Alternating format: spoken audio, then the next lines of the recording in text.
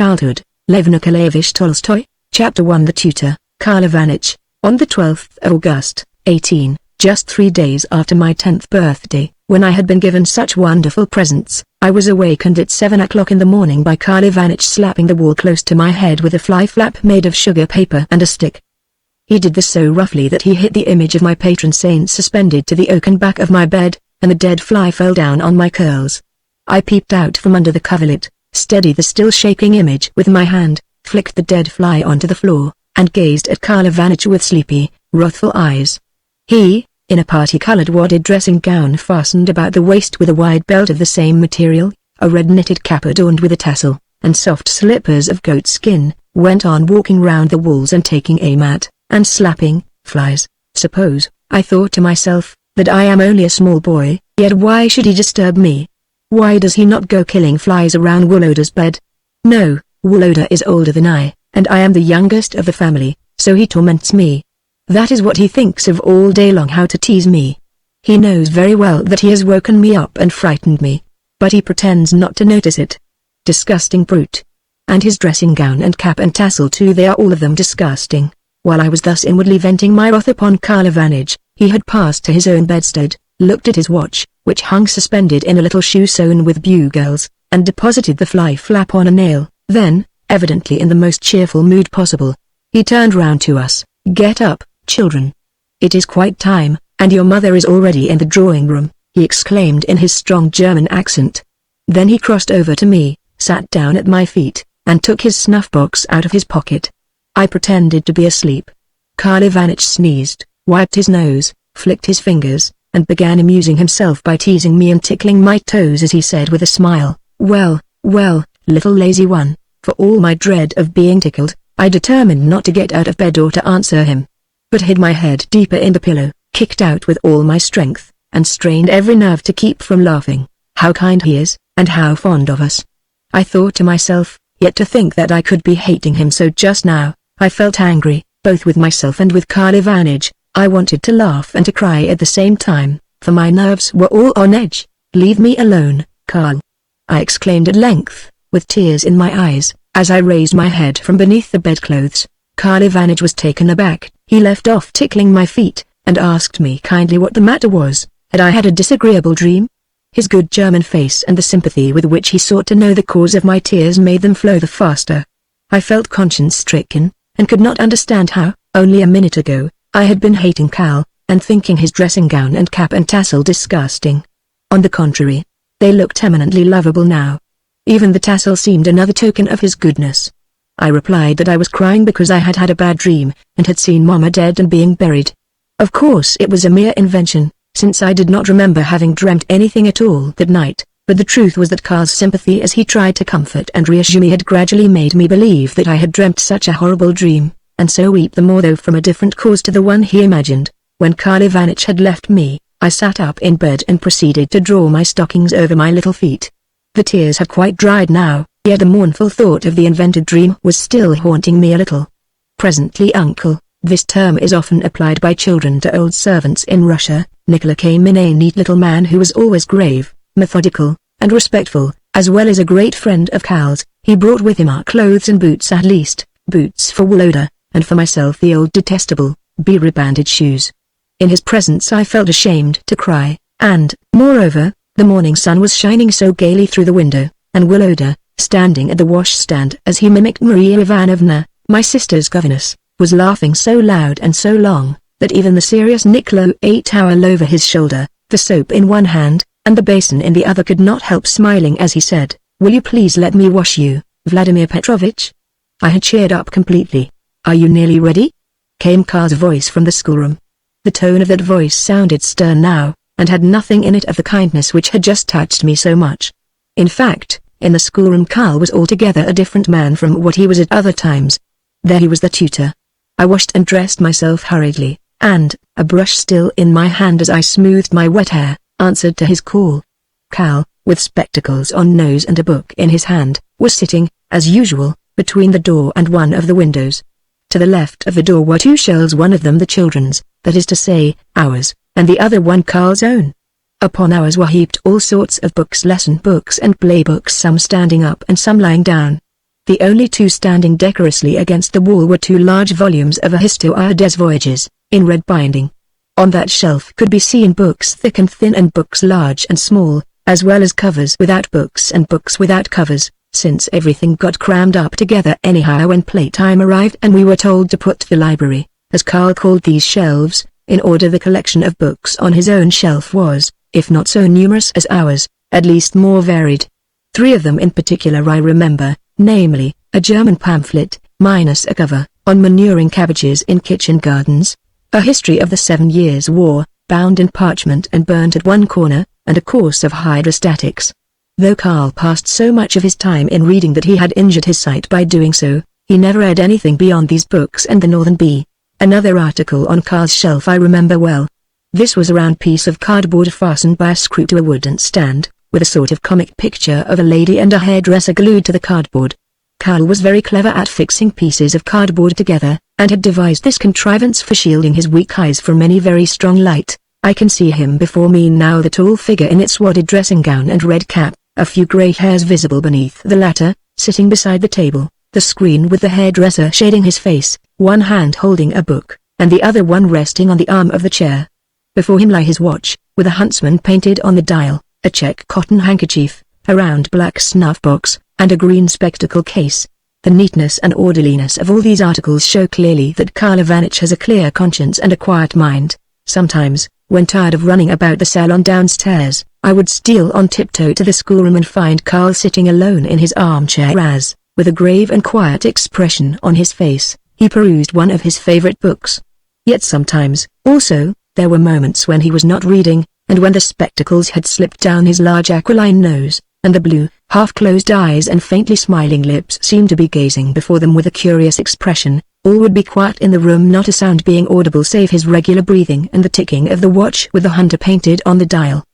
He would not see me, and I would stand at the door and think, poor old man. There are many of us, and we can play together and be happy, but he sits there all alone, and has nobody to be fond of him. Surely he speaks truth when he says that he is an orphan. And the story of his life, too, how terrible it is. I remember him telling it to Nikola, how dreadful to be in his position. Then I would feel so sorry for him that I would go to him, and take his hand, and say, "Dear Karl Ivanitch." And he would be visibly delighted whenever I spoke to him like this, and would look much brighter.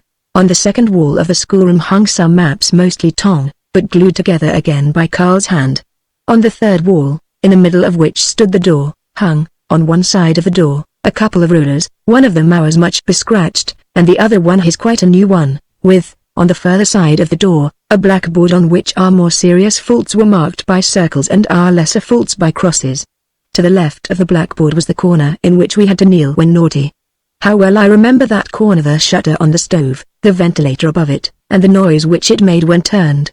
Sometimes I would be made to stay in that corner till my back and knees were aching all over, and I would think to myself, has Karl Ivanitch forgotten me?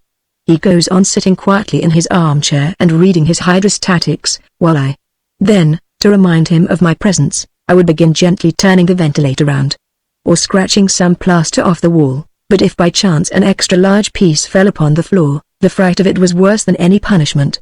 I would glance round at Karl, but he would still be sitting there quietly, book in hand, and pretending that he had noticed nothing.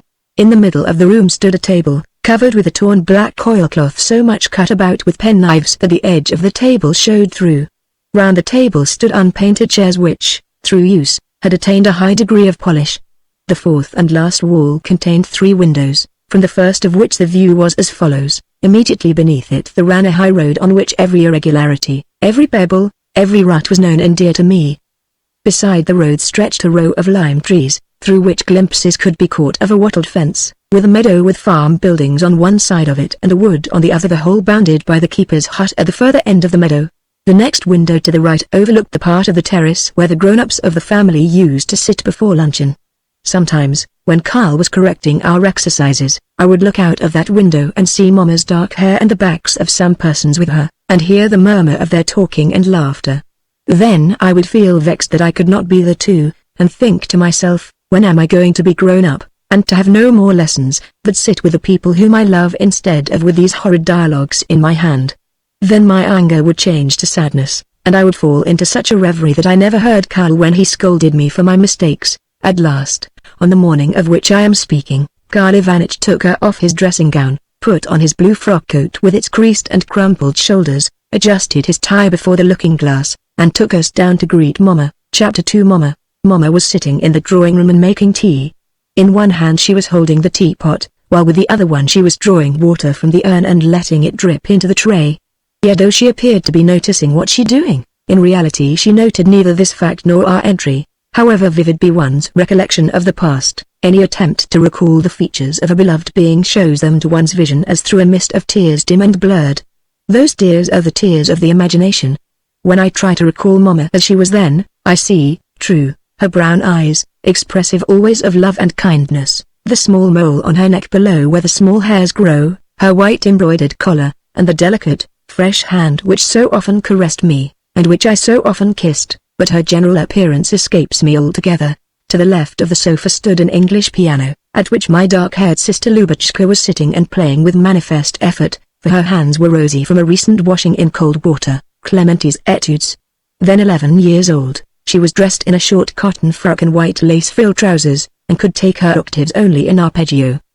Beside her was sitting Maria Ivanovna, in a cap adorned with pink ribbons and a blue shawl. Her face was red and cross, and it assumed an expression even more severe when Karl Ivanich entered the room. Looking angrily at him without answering his bow, she went on beating time with her foot and counting, 1, 2, 3, 1, 2, 3, more loudly and commandingly than ever. Karl Ivanich paid no attention to this rudeness, but went, as usual, with German politeness to kiss Mama's hand. She drew herself up, shook her head as though by the movement to chase away sad thoughts from her, and gave Karl her hand, kissing him on his wrinkled temple as he bent his head in salutation. "I thank you, dear Karl Ivanich," she said in German, and then, still using the same language, asked him how we, the children, had slept. Karl Ivanich was deaf in one ear, and the added noise of the piano now prevented him from hearing anything at all. He moved nearer to the sofa, and, leaning one hand upon the table and lifting his cap above his head, said with a smile which in those days always seemed to me the perfection of politeness, "You will excuse me, will you not, Natalia Levna?" The reason for this was that, to avoid catching cold, Karl never took off his red cap, but invariably asked permission, on entering the drawing room, to retain it on his head. "Yes, pray replace it, Karl Ivanich," said Mama, bending towards him and raising her voice, "but I asked you whether the children had slept well?" Still he did not hear, but, covering his bald head again with the red cap, went on smiling more than ever. "Stop a moment, Mimi," said Mama, now smiling also, to Maria Ivanovna. It is impossible to hear anything. How beautiful Mama's face was when she smiled. It made her so infinitely more charming, and everything around her seemed to grow brighter. If in the more painful moments of my life I could have seen that smile before my eyes, I should never have known what grief is. In my opinion, it is in the smile of a face that the essence of what we call beauty lies. If the smile heightens the charm of the face, then the face is a beautiful one. If the smile does not alter the face, then the face is an ordinary one. But if the smile spoils the face, then the face is an ugly one indeed. Mama took my head between her hands, bent it gently backwards, looked at me gravely, and said, "You have been crying this morning?" I did not answer. She kissed my eyes, and said again in German, "Why did you cry?" When talking to us with particular intimacy she always used this language, which she knew to perfection. "I cried about a dream, Mama," I replied, remembering the invented vision, and trembling involuntarily at the recollection. Karl Ivanich confirmed my words, but said nothing as to the subject of the dream.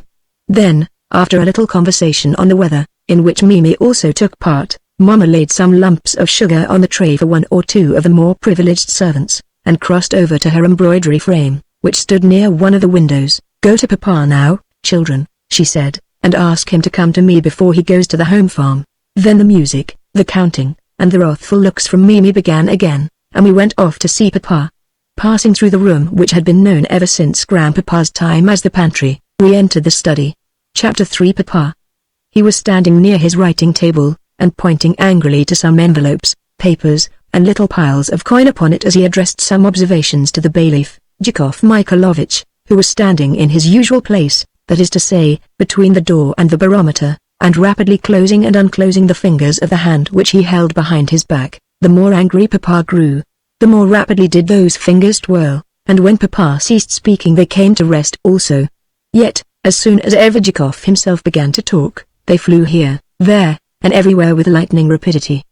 These movements always appeared to me an index of Chekhov's secret thoughts, though his face was invariably placid, and expressive alike of dignity and submissiveness, as who should say, I am right, yet let it be as you wish. On seeing us, Papa said, directly wait a moment, and looked towards the door as a hint for it to be shut. Gracious heavens! What can be the matter with you today, Chekhov? He went on with a hitch of one shoulder, a habit of his. This envelope here with the 800 rubles enclosed. Jacob took out a set of tablets, put down 800 and remained looking at the figures while he waited for what was to come next is for expenses during my absence. Do you understand? From the mill you ought to receive 1,000 rubles. Is not that so? And from the treasury mortgage you ought to receive some 8,000 rubles. From the hay of which, according to your calculations, we shall be able to sell 7,000 poods. The pood equals 40 pounds at 45 kopecks apiece. This should come in 3,000. Consequently the sum total that you ought to have in hand soon is how much? 12,000 rubles. Is that right? Precisely, answered Chekov, yet by the extreme rapidity with which his fingers were twitching I could see that he had an objection to make. Papa went on. Well, of this money you will send 10,000 rubles to the Petrovsk local council. As for the money already at the office, you will remit it to me, and enter it as spent on this present date. Chekov turned over the tablet marked 12,000, and put down 21,000 seeming, by his action, to imply that 12,000 rubles had been turned over in the same fashion as he had turned the tablet.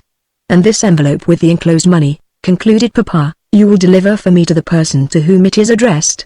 I was standing close to the table, and could see the address. It was to Karl Ivanich Meyer. Perhaps Papa had an idea that I had read something which I ought not, for he touched my shoulder with his hand and made me aware, by a slight movement, that I must withdraw from the table. Not sure whether the movement was meant for a caress or a command, I kissed the large, sinewy hand which rested upon my shoulder. Very well, said Chekov. And what are your orders about the accounts for the money from Chabarovska? Chabarovska was Mama's village, only that they are to remain in my office, and not to be taken thence without my express instructions. For a minute or two Chekov was silent. Then his fingers began to twitch with extraordinary rapidity, and, changing the expression of deferential vacancy with which he had listened to his orders for one of shrewd intelligence, he turned his tablets back and spoke. Will you allow me to inform you, Peter Alexandrovich, he said, with frequent pauses between his words, that, however much you wish it, it is out of the question to repay the local council now. You enumerated some items, I think, as to what ought to come in from the mortgage, the mill, and the hay. He jotted down each of these items on his tablets again as he spoke. Yet I fear that we must have made a mistake somewhere in the accounts. Here he paused a while, and looked gravely at Papa. How so? Well, will you be good enough to look for yourself? There is the account for the mill. The miller has been to me twice to ask for time, and I am afraid that he has no money whatever in hand. He is here now. Would you like to speak to him? No. Tell me what he says, replied Papa, showing by a movement of his head that he had no desire to have speech with the miller. Well, it is easy enough to guess what he says. He declares that there is no grinding to be got now, and that his last remaining money has gone to pay for the dam. What good would it do for us to turn him out? As to what you were pleased to say about the mortgage, you yourself are aware that your money there is locked up and cannot be recovered at a moment's notice. I was sending a load of flour to Ivan Afanovich today, and sent him a letter as well, to which he replies that he would have been glad to oblige you, Peter Alexandrovich, were it not that the matter is out of his hands now, and that all the circumstances show that it would take you at least 2 months to withdraw the money. From the hay I understood you to estimate a return of 3,000 rubles? Here Chekov jotted down 3,000 on his tablets, and then looked for a moment from the figures to Papa with a peculiar expression on his face. Well, surely you see for yourself how little that is? And even then we should lose if we were to sell the stuff now, for you must know that. It was clear that he would have had many other arguments to adduce had not Papa interrupted him. I cannot make any change in my arrangements, said Papa. Yet if there should really have to be any delay in the recovery of these sums, we could borrow what we wanted from the Chabarovska funds. Very well, sir. The expression of Chekov's face and the way in which he twitched his fingers showed that this order had given him great satisfaction. He was a serf, and a most zealous, devoted one, but, like all good bailiffs, exacting and parsimonious to a degree in the interests of his master. Moreover, he had some queer notions of his own. He was forever endeavoring to increase his master's property at the expense of his mistress's, and to prove that it would be impossible to avoid using the rents from her estates for the benefit of Petrovsk, my father's village, and the place where we lived. This point he had now gained and was delighted in consequence. Papa then greeted ourselves, and said that if we stayed much longer in the country we should become lazy boys, that we were growing quite big now, and must set about doing lessons in earnest. I suppose you know that I am starting for Moscow tonight? He went on, and that I am going to take you with me? You will live with Grandmama, but Mama and the girls will remain here. You know, too, I am sure, that Mama's one consolation will be to hear that you are doing your lessons well and pleasing everyone around you. The preparations which had been in progress for some days past had made us expect some unusual event, but this news left us thunderstruck. Woloda turned red, and, with a shaking voice, delivered Mama's message to Papa. So this was what my dream foreboded. I thought to myself, God send that there come nothing worse. I felt terribly sorry to have to leave Mama, but at the same rejoiced to think that I should soon be grown up. If we are going today, we shall probably have no lessons to do, and that will be splendid. However, I am sorry for Karl Ivanich, for he will certainly be dismissed now. That was why that envelope had been prepared for him. I think I would almost rather stay and do lessons here than leave Mama or hurt poor Karl. He is miserable enough already. As these thoughts crossed my mind I stood looking sadly at the black ribbons on my shoes. After a few words to Karl Ivanich about the depression of the barometer and an injunction to Zhukov not to feed the hounds, since a farewell meet was to be held after luncheon, Papa disappointed my hopes by sending us off to lessons, though he also consoled us by promising to take us out hunting later. On my way upstairs I made a digression to the terrace. Near the door leading onto it Papa's favorite hound, Milka, was lying in the sun and blinking her eyes. Miloshka, I cried as I caressed her and kissed her nose, we are going away today. Goodbye. Perhaps we shall never see each other again. I was crying and laughing at the same time. Chapter 4 Lessons. Karl Ivanich was in a bad temper, this was clear from his contracted brows, and from the way in which he flung his frock coat into a drawer, angrily donned his old dressing gown again, and made deep dints with his nails to mark the place in the book of dialogues to which we were to learn by heart. Woloda began working diligently, but I was too distracted to do anything at all. For a long while I stared vacantly at the book, but tears at the thought of the impending separation kept rushing to my eyes and preventing me from reading a single word.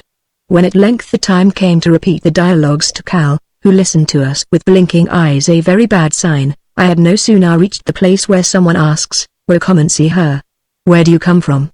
And someone else answers him, "LCH come from Coffee House." I come from the coffee house. Then I burst into tears and, for sobbing, could not pronounce, "Haben Sie die Zeitung nicht gelesen?" Have you not read the newspaper? At all. Next, when he came to our writing lesson, the tears kept falling from my eyes and, making a mess on the paper, as though someone had written on blotting paper with water. Karl was very angry. He ordered me to go down upon my knees, declared that it was all obstinacy and puppet comedy playing, a favorite expression of his, on my part, threatened me with the ruler, and commanded me to say that I was sorry. Yet for sobbing and crying I could not get a word out. At last, conscious, perhaps, that he was unjust, he departed to Nikola's pantry, and slammed the door behind him. Nevertheless their conversation carried to the schoolroom. "Have you heard that the children are going to Moscow, Nikola?" said Karl. "Yes." How could I help hearing it? At this point Nikola seemed to get up, for Karl said, "Sit down, Nikola," and then locked the door. However, I came out of my corner and crept to the door to listen. However much you may do for people, and however fond of them you may be, never expect any gratitude, Nikola, said Karl warmly. Nikola, who was shoe cobbling by the window, nodded his head in assent. 12 years have I lived in this house, went on Karl, lifting his eyes and his snuff-box towards the ceiling, and before God I can say that I have loved them, and worked for them, even more than if they had been my own children. You recollect, Nikola, when Woloda had the fever? You recollect how, for 9 days and nights, I never closed my eyes as I sat beside his bed? Yes, at that time I was the dear, good Karl Ivanich I was wanted then, but now, and he smiled ironically, the children are growing up, and must go to study in earnest. Perhaps they never learned anything with me, Nikola? Eh, I am sure they did, replied Nikola, laying his awl down and straightening a piece of thread with his hands. No, I am wanted no longer, and am to be turned out. What good are promises and gratitude? Natalia Nielevna here. He laid his hand upon his heart. I love and revere, but what can I do here? Her will is powerless in this house. He flung a strip of leather on the floor with an angry gesture. Yet I know who has been playing tricks here, and why I am no longer wanted.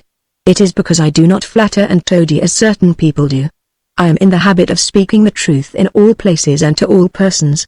He continued proudly, God be with these children, for my leaving them will benefit them little, whereas by God's help I may be able to earn a crust of bread somewhere. Nikola, eh? Nikola raised his head and looked at Karl as though to consider whether he would indeed be able to earn a crust of bread, but he said nothing. Karl said a great deal more of the same kind, in particular how much better his services had been appreciated at a certain general's where he had formerly lived. I regretted to hear that. Likewise he spoke of Saxony, his parents, his friend the tailor, Skonheit, beauty, and so on. I sympathized with his distress, and felt dreadfully sorry that he and Papa, both of whom I loved about equally, had had a difference. Then I returned to my corner, crouched down upon my heels, and fell to thinking how a reconciliation between them might be effected. Returning to the study, Karl ordered me to get up and prepare to write from dictation. When I was ready he sat down with a dignified air in his armchair, and in a voice which seemed to come from a profound abyss began to dictate, Von allen den Schaft en die Grausamstist. Have you written that? He paused, took a pinch of snuff, and began again, Die Grausamstist die Undankbarkeit. The most cruel of all passions is ingratitude, a capital U, mind, the last word written. I looked at him, for him to go on. Punctum, stop, he concluded, with a faintly perceptible smile, as he signed to us to hand him our copybooks, several times, and in several different tones, and always with an expression of the greatest satisfaction. Did he read out that sentence, which expressed his predominant thought at the moment? Then he set us to learn a lesson in history, and sat down near the window. His face did not look so depressed now, but, on the contrary, expressed eloquently the satisfaction of a man who had avenged himself for an injury dealt him. By this time it was 1:45, but Karl Ivanitch never thought of releasing us, he merely set us a new lesson to learn. My fatigue and hunger were increasing in equal proportions, so that I eagerly followed every sign of the approach of luncheon. First came the housemaid with a cloth to wipe the plates, next, the sound of crockery resounded in the dining room, as the table was moved and chairs placed round it. After that, Mimi, Lubitschka, and Katinka.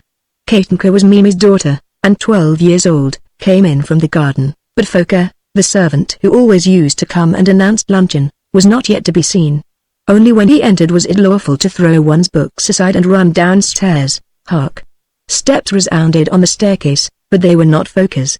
Foka's I had learned to study, and knew the creaking of his boots well.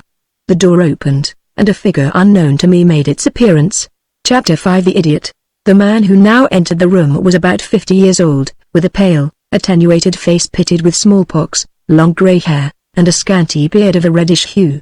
Likewise he was so tall that, on coming through the doorway, he was forced not only to bend his head, but to incline his whole body forward. He was dressed in a sort of smock that was much torn, and held in his hand a stout staff. As he entered he smote the staff upon the floor, and, contracting his brows and opening his mouth to its fullest extent, laughed in a dreadful, unnatural way. He had lost the sight of one eye, and its colorless pupil kept rolling about and imparting to his hideous face an even more repellent expression than it otherwise bore. "Hello! You are caught!" he exclaimed as he ran to Woloda with little short steps and, seizing him round the head, looked at it searchingly. Next he left him, went to the table, and, with a perfectly serious expression on his face, began to blow under the oilcloth, and to make the sign of the cross over it. Oh, what a pity! Oh, how it hurts! They are angry. They fly from me!" he exclaimed in a tearful choking voice as he glared at Woloda and wiped away the streaming tears with his sleeve. His voice was harsh and rough, all his movements hysterical and spasmodic, and his words devoid of sense or connection, for he used no conjunctions. Yet the tone of that voice was so heartrending, and his yellow, deformed face at times so sincere and pitiful in its expression, that, as one listened to him, it was impossible to repress a mingled sensation of pity, grief, and fear. This was the idiot Grisha. Whence he had come, or who were his parents, or what had induced him to choose the strange life which he led, no one ever knew. All that I myself knew was that from his 15th year upwards he had been known as an imbecile who went barefooted both in winter and summer, visited convents, gave little images to anyone who cared to take them, and spoke meaningless words which some people took for prophecies, that nobody remembered him as being different, that at great intervals he used to call at grandmamma's house, and that by some people he was said to be the outcast son of rich parents and a pure, saintly soul, while others averred that he was a mere peasant and an idler. At last the punctual and wished-for folk arrived, and we went downstairs. Grisha followed us sobbing and continuing to talk nonsense, and knocking his staff on each step of the staircase. When we entered the drawing room we found Papa and Mama walking up and down there, with their hands clasped in each other's, and talking in low tones. Maria Ivanovna was sitting bolt upright in an armchair placed at tight angles to the sofa, and giving some sort of a lesson to the two girls sitting beside her. When Karl Ivanich entered the room she looked at him for a moment, and then turned her eyes away with an expression which seemed to say, "You are beneath my notice, Karl Ivanich." It was easy to see from the girls' eyes that they had important news to communicate to us as soon as an opportunity occurred, for to leave their seats and approach us first was contrary to Mimi's rules. It was for us to go to her and say, "Bonjour, Mimi," and then make her a low bow, after which we should possibly be permitted to enter into conversation with the girls. What an intolerable creature that Mimi was! One could hardly say a word in her presence without being found fault with. Also whenever we wanted to speak in Russian, she would say, "Parlez, donc, français," as though on purpose to annoy us, while, if there was any particularly nice dish at luncheon which we wished to enjoy in peace, she would keep on ejaculating, "Mangez, donc, avec du pain." Or, "Commentists que vous tenez votre fourchette?" What has she got to do with us? I used to think to myself. Let her teach the girls. We have our Karl Ivanich. I shared to the full his dislike of certain people. "Ask Mama to let us go hunting too," Katinka whispered to me, as she caught me by the sleeve just when the elders of the family were making a move towards the dining room. "Very well. I will try." Grisha likewise took a seat in the dining room, but at a little table apart from the rest. He never lifted his eyes from his plate, but kept on sighing and making horrible grimaces, as he muttered to himself, "What a pity! It was flown away.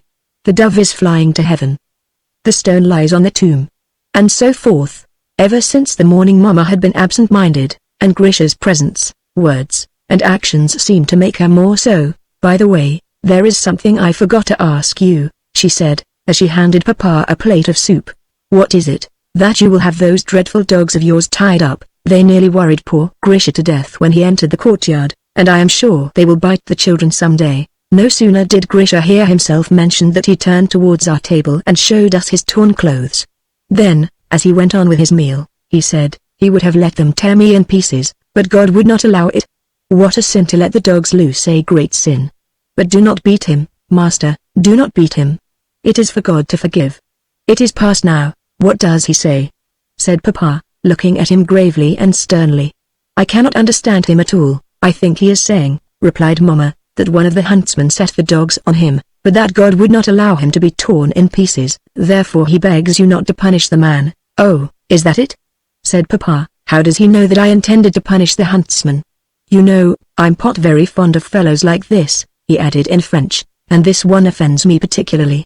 Should it ever happen that—" "Oh, don't say so," interrupted Mama, as if frightened by some thought. "How can you know what he is? I think I have plenty of opportunities for doing so, since no lack of them come to see you, all of them the same sort, and probably all with the same story." I could see that Mama's opinion differed from his, but that she did not mean to quarrel about it. "Please hand me the cakes," she said to him. "Are they good today or not?" "Yes, I am angry," he went on as he took the cakes and put them where Mama could not reach them, very angry at seeing supposedly reasonable and educated people let themselves be deceived, and he struck the table with his fork. "I asked you to hand me the cakes," she repeated with outstretched hand. "And it is a good thing," Papa continued as he put the hand aside, "that the police run such vagabonds in. All they are good for is to play upon the nerves of certain people who are already not overstrong in that respect," and he smiled, observing that Mama did not like the conversation at all.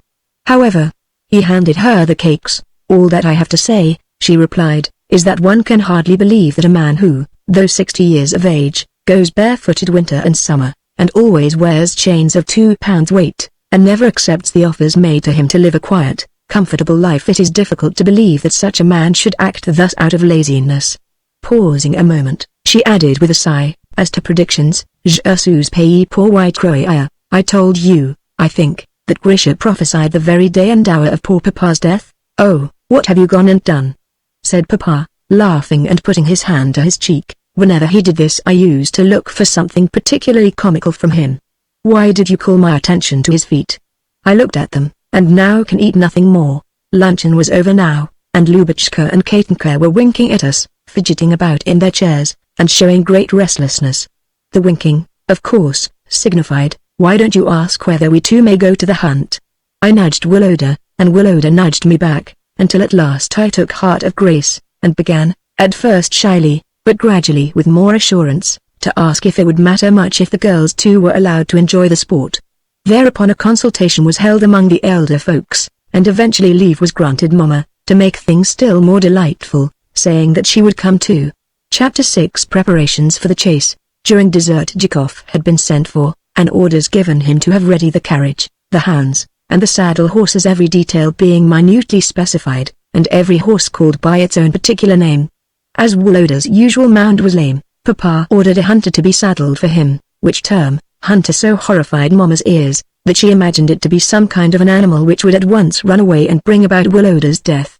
Consequently, in spite of all Papa's and Woloda's assurances, the latter glibly affirming that it was nothing, and that he liked his horse to go fast, poor Mama continued to exclaim that her pleasure would be quite spoilt for her. When luncheon was over, the grown-ups had coffee in the study, while we younger ones ran into the garden and went chattering along the undulating paths with their carpet of yellow leaves. We talked about Woloda's riding a hunter and said what a shame it was that Lubotshka could not run as fast as Katenka, and what fun it would be if we could see Grisha's chains, and so forth, but of the impending separation we said not a word. Our chatter was interrupted by the sound of the carriage driving up, with a village urchin perched on each of its springs. Behind the carriage rode the huntsman with the hounds, and they, again, were followed by the groom Ignat on the steed intended for Woloda, with my old horse trotting alongside. After running to the garden fence to get a sight of all these interesting objects, and indulging in a chorus of whistling and hallooing, we rushed upstairs to dress, our one aim being to make ourselves look as like the huntsman as possible. The obvious way to do this was to tuck one's breeches inside one's boots. We lost no time over it all, for we were in a hurry to run to the entrance steps again, there to feast our eyes upon the horses and hounds, and to have a chat with the huntsman. The day was exceedingly warm while, though clouds of fantastic shape had been gathering on the horizon since morning and driving before a light breeze across the sun, it was clear that, for all their menacing blackness, they did not really intend to form a thunderstorm and spoil our last day's pleasure. Moreover, towards afternoon some of them grew pale and elongated, and sank to the horizon again, while others of them changed to the likeness of white transparent fish scales. In the east, over Maslovska, a single lurid mass was lowering, but Nikolayevich, who always seemed to know the ways of the heavens, said that the weather would still continue to be fair and dry. In spite of his advanced years, it was in quite a sprightly manner that Foka came out to the entrance steps to give the order drive up. In fact, as he planted his legs firmly apart and took up his station between the lowest step and the spot where the coachman was to halt, his mien was that of a man who knew his duties and had no need to be reminded of them by anybody. Presently the ladies also came out, and after a little discussions as to seats and the safety of the girls, all of which seemed to me wholly superfluous, they settled themselves in the vehicle, opened their parasols, and started. As the carriage was driving away, Mama pointed to the hunter and asked nervously, "Is that the horse intended for Vladimir Petrovich?" On the groom answering in the affirmative, she raised her hands in horror and turned her head away. As for myself, I was burning with impatience. Clambering onto the back of my steed, I was just tall enough to see between its ears. I proceeded to perform evolutions in the courtyard. "Mind you don't ride over the hounds, sir," said one of the huntsmen. "Hold your tongue, it is not the first time I have been one of the party," I retorted with dignity. Although Woloda had plenty of pluck, he was not altogether free from apprehensions as he sat on the hunter. Indeed, he more than once asked as he patted it, "Is he quiet?" He looked very well on horseback, almost a grown-up young man, and held himself so upright in the saddle that I envied him, since my shadow seemed to show that I could not compare with him in looks. Presently Papa's footsteps sounded on the flagstones, the whip collected the hounds, and the huntsmen mounted their steeds. Papa's horse came up in charge of a groom. The hounds of his particular leash sprang up from their picturesque attitudes to fawn upon him, and Milka, in a collar studded with beads, came bounding joyfully from behind his heels to greet and sport with the other dogs. Finally, as soon as Papa had mounted, we rode away. Chapter 7 The Hunt. At the head of the cavalcade rode Turka, on a hog-backed roan. On his head he wore a shaggy cap, while, with a magnificent horn slung across his shoulders and a knife at his belt. He looked so cruel and inexorable that one would have thought he was going to engage in bloody strife with his fellow men rather than to hunt a small animal. Around the hind legs of his horse the hounds gambled like a cluster of checkered, restless balls. If one of them wished to stop, it was only with the greatest difficulty that it could do so, since not only had its leash fellow also to be induced to halt, but at once one of the huntsmen would wheel round, crack his whip, and shout to the delinquent. Back to the pack, there. Arrived at a gate, Papa told us and the huntsman to continue our way along the road, and then rode off across a cornfield. The harvest was at its height.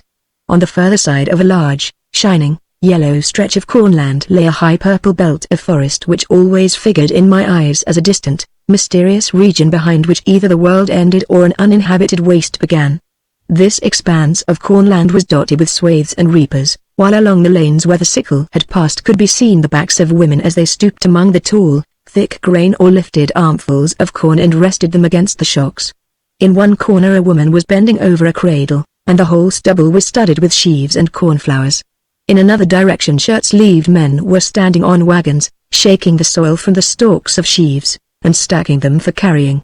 As soon as the foreman, dressed in a blouse and high boots, and carrying a tally stick, caught sight of Papa, he hastened to take off his lamb's wool cap and, wiping his red head, told the women to get up.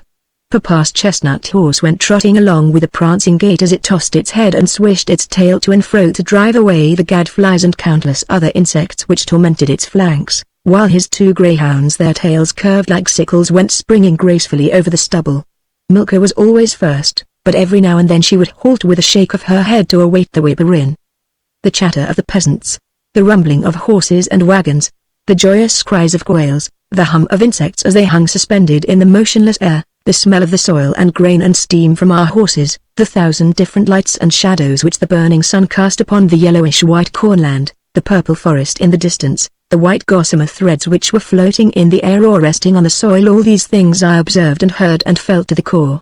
Arrived at the Kalinovo wood, we found the carriage awaiting us there, with, beside it, a one-horse wagonette driven by the butler, a wagonette in which were a tea urn, some apparatus for making ices, and many other attractive boxes and bundles, all packed in straw. There was no mistaking these signs, for they meant that we were going to have tea, fruit, and ices in the open air. This afforded us intense delight, since to drink tea in a wood and on the grass and where none else had ever drunk tea before seemed to us a treat beyond expressing. When Turku arrived at the little clearing where the carriage was halted, he took Papa's detailed instructions as to how we were to divide ourselves and where each of us was to go, though, as a matter of fact, he never acted according to such instructions, but always followed his own devices. Then he unleashed the hounds, fastened the leashes to his saddle, whistled to the pack, and disappeared among the young birch trees, the liberated hounds jumping about him in high delight, wagging their tails, and sniffing and gambling with one another as they dispersed themselves in different directions. "Has anyone a pocket handkerchief to spare?" asked Papa. I took mine from my pocket and offered it to him. "Very well, fasten it to this greyhound here, Jazana?" I asked, with the air of a connoisseur. "Yes." "Then run him along the road with you. When you come to a little clearing in the wood, stop and look about you, and don't come back to me without a hair." Accordingly I tied my handkerchief round Jazana's soft neck, and set off running at full speed towards the appointed spot, Papa laughing as he shouted after me, "Hurry up or you'll be late." Every now and then Jazana kept stopping, pricking up his ears, and listening to the hallooing of the beaters. Whenever he did this I was not strong enough to move him, and could do no more than shout, "Come on, come on." Presently he set off so fast that I could not restrain him, and I encountered more than one fool before we reached our destination. Selecting a level, shady spot near the roots of a great oak tree, I lay down on the turf, made Jazana crouch beside me, and waited. As usual, my imagination far outstripped reality. I fancied that I was pursuing at least my third hare when, as a matter of fact, the first hound was only just giving tongue. Presently, however, Turka's voice began to sound through the wood in louder and more excited tones. The baying of a hound came nearer and nearer, and then another, and then a third, and then a fourth. Deep throat joined in the rising and falling cadences of a chorus, until the whole had united their voices in one continuous, tumultuous burst of melody. As the Russian proverb expresses it, the forest had found a tongue, and the hounds were burning us with fire. My excitement was so great that I nearly swooned where I stood. My lips parted themselves as though smiling, The perspiration poured from me in streams, and, in spite of the tickling sensation caused by the drops as they trickled over my chin, I never thought of wiping them away. I felt that a crisis was approaching. Yet the tension was too unnatural to last. Soon the hounds came tearing along the edge of the wood, and then behold, they were racing away from me again, and of hares there was not a sign to be seen. I looked in every direction and Gizana did the same, pulling at his leash at first and whining. Then he lay down again by my side, rested his muzzle on my knees, and resigned himself to disappointment. Among the naked roots of the oak tree under which I was sitting, I could see countless ants swarming over the parched grey earth and winding among the acorns, withered oak leaves, dry twigs, russet moss, and slender, scanty blades of grass. In serried files they kept pressing forward on the level track they had made for themselves, some carrying burdens, some not. I took a piece of twig and barred their way. Instantly it was curious to see how they made light of the obstacle. Some got past it by creeping underneath, and some by climbing over it.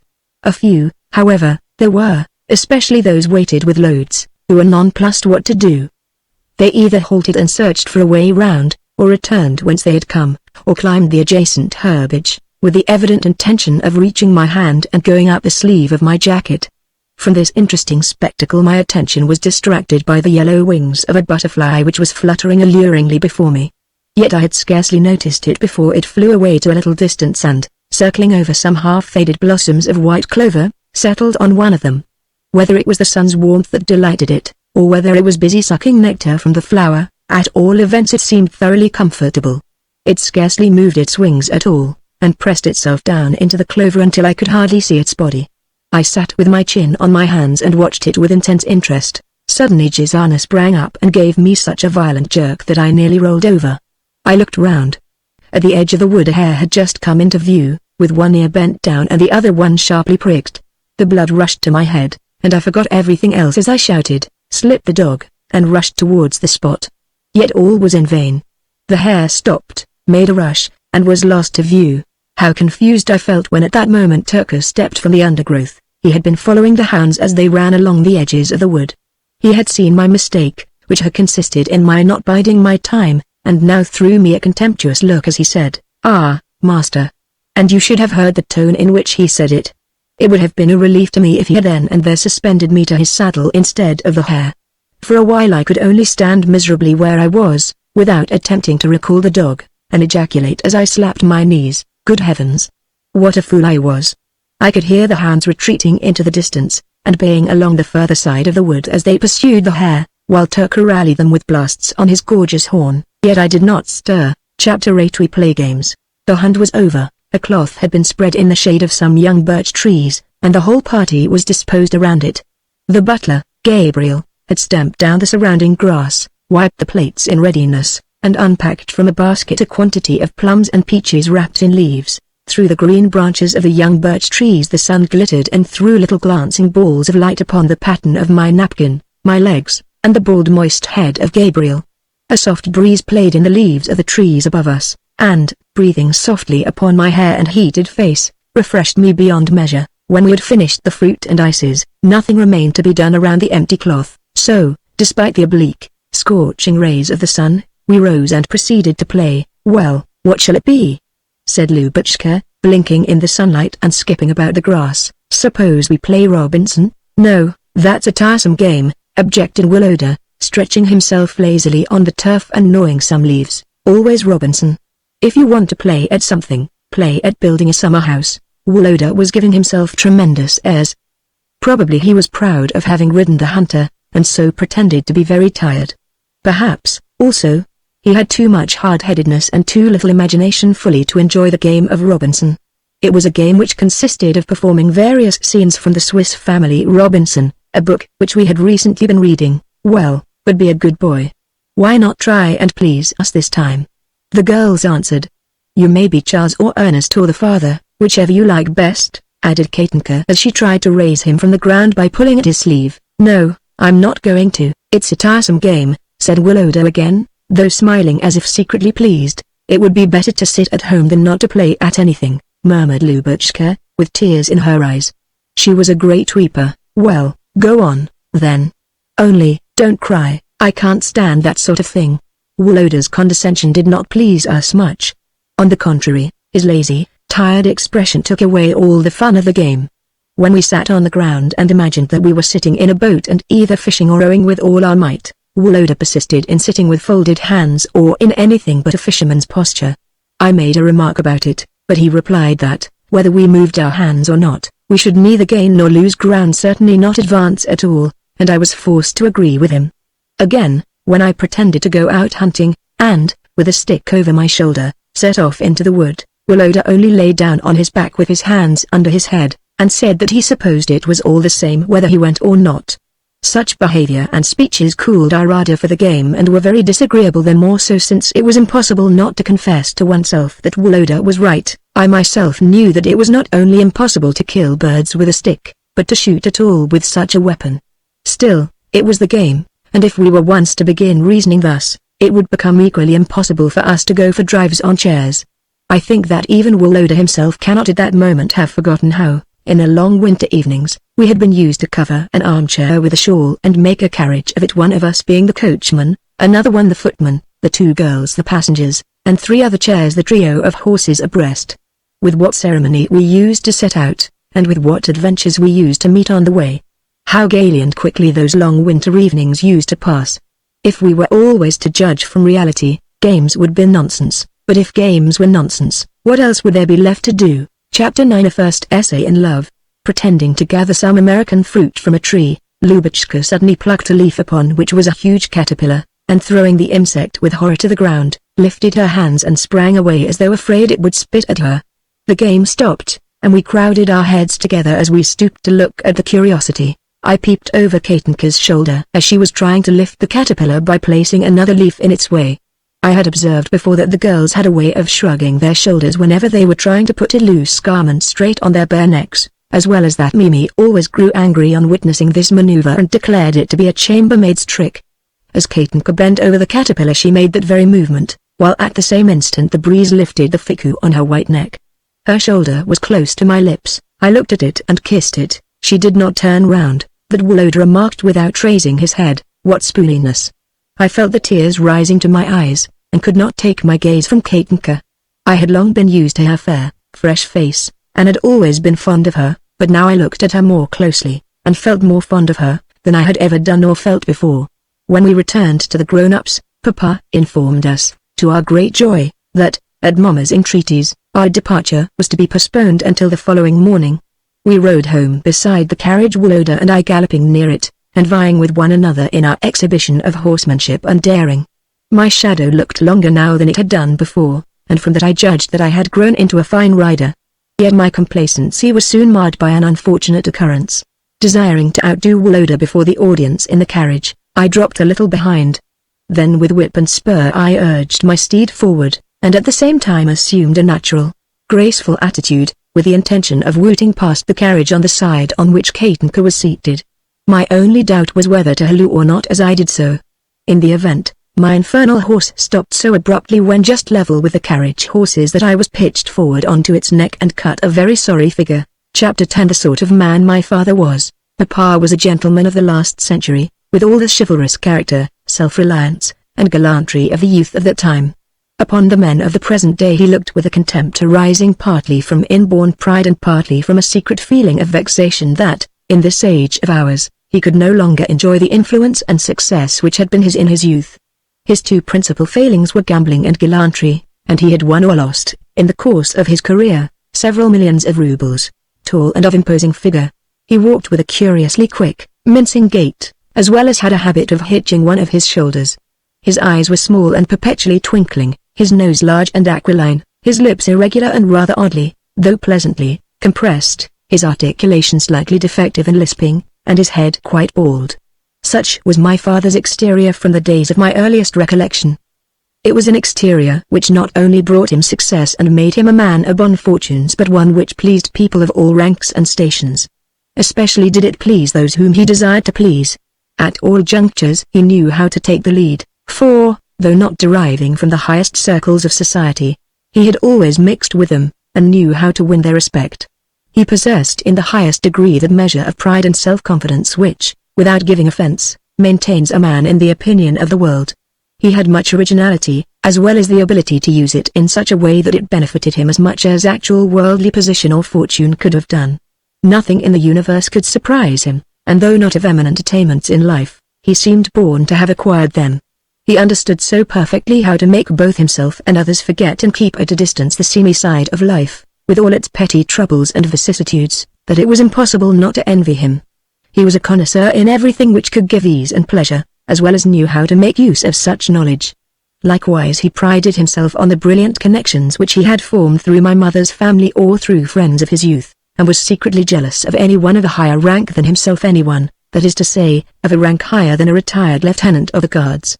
Moreover, like all ex-officers, he refused to dress himself in the prevailing fashion, though he attired himself both originally and artistically, his invariable wear being light, loose-fitting suits, very fine shirts, and large collars and cuffs. Everything seemed to suit his upright figure and quiet, assured air. He was sensitive to the pitch of sentimentality, and, when reading a pathetic passage, his voice would begin to tremble and the tears to come into his eyes, until he had to lay the book aside. Likewise he was fond of music, and could accompany himself on the piano as he sang the love songs of his friend A or gypsy songs or themes from operas, but he had no love for serious music, and would frankly flout received opinion by declaring that, whereas Beethoven's sonatas wearied him and sent him to sleep, his ideal of beauty was "Do not wake me, youth," as Simonov sang it, or "Not one," as the gypsy Tainenshaw rendered the ditty. His nature was essentially one of those which follow public opinion concerning what is good, and consider only that good which the public declares to be so. It may be noted that the author has said earlier in the chapter that his father possessed much originality. God only knows whether he had any moral convictions. His life was so full of amusement that probably he never had time to form any, and was too successful ever to feel the lack of them. As he grew to old age he looked at things always from a fixed point of view, and cultivated fixed rules, but only so long as that point or those rules coincided with expediency. The mode of life which offered some passing degree of interest that, in his opinion, was the right one and the only one that men ought to affect. He had great fluency of argument, and this, I think, increased the adaptability of his morals and enabled him to speak of one and the same act, now as good, and now, with abuse, as abominable. Chapter 11. In the drawing room and the study. Twilight had set in when we reached home. Mamma sat down to the piano, and we to a table, to paint and draw in colors and pencil. Though I had only one cake of color, and it was blue, I determined to draw a picture of the hunt. In exceedingly vivid fashion I painted a blue boy on a blue horse, but here I stopped, for I was uncertain whether it was possible also to paint a blue hare. I ran to the study to consult Papa, and as he was busy reading he never lifted his eyes from his book when I asked, "Can there be blue hares?" But at once replied, "There can, my boy, there can." Returning to the table I painted in my blue hare, but subsequently thought it better to change it into a blue bush.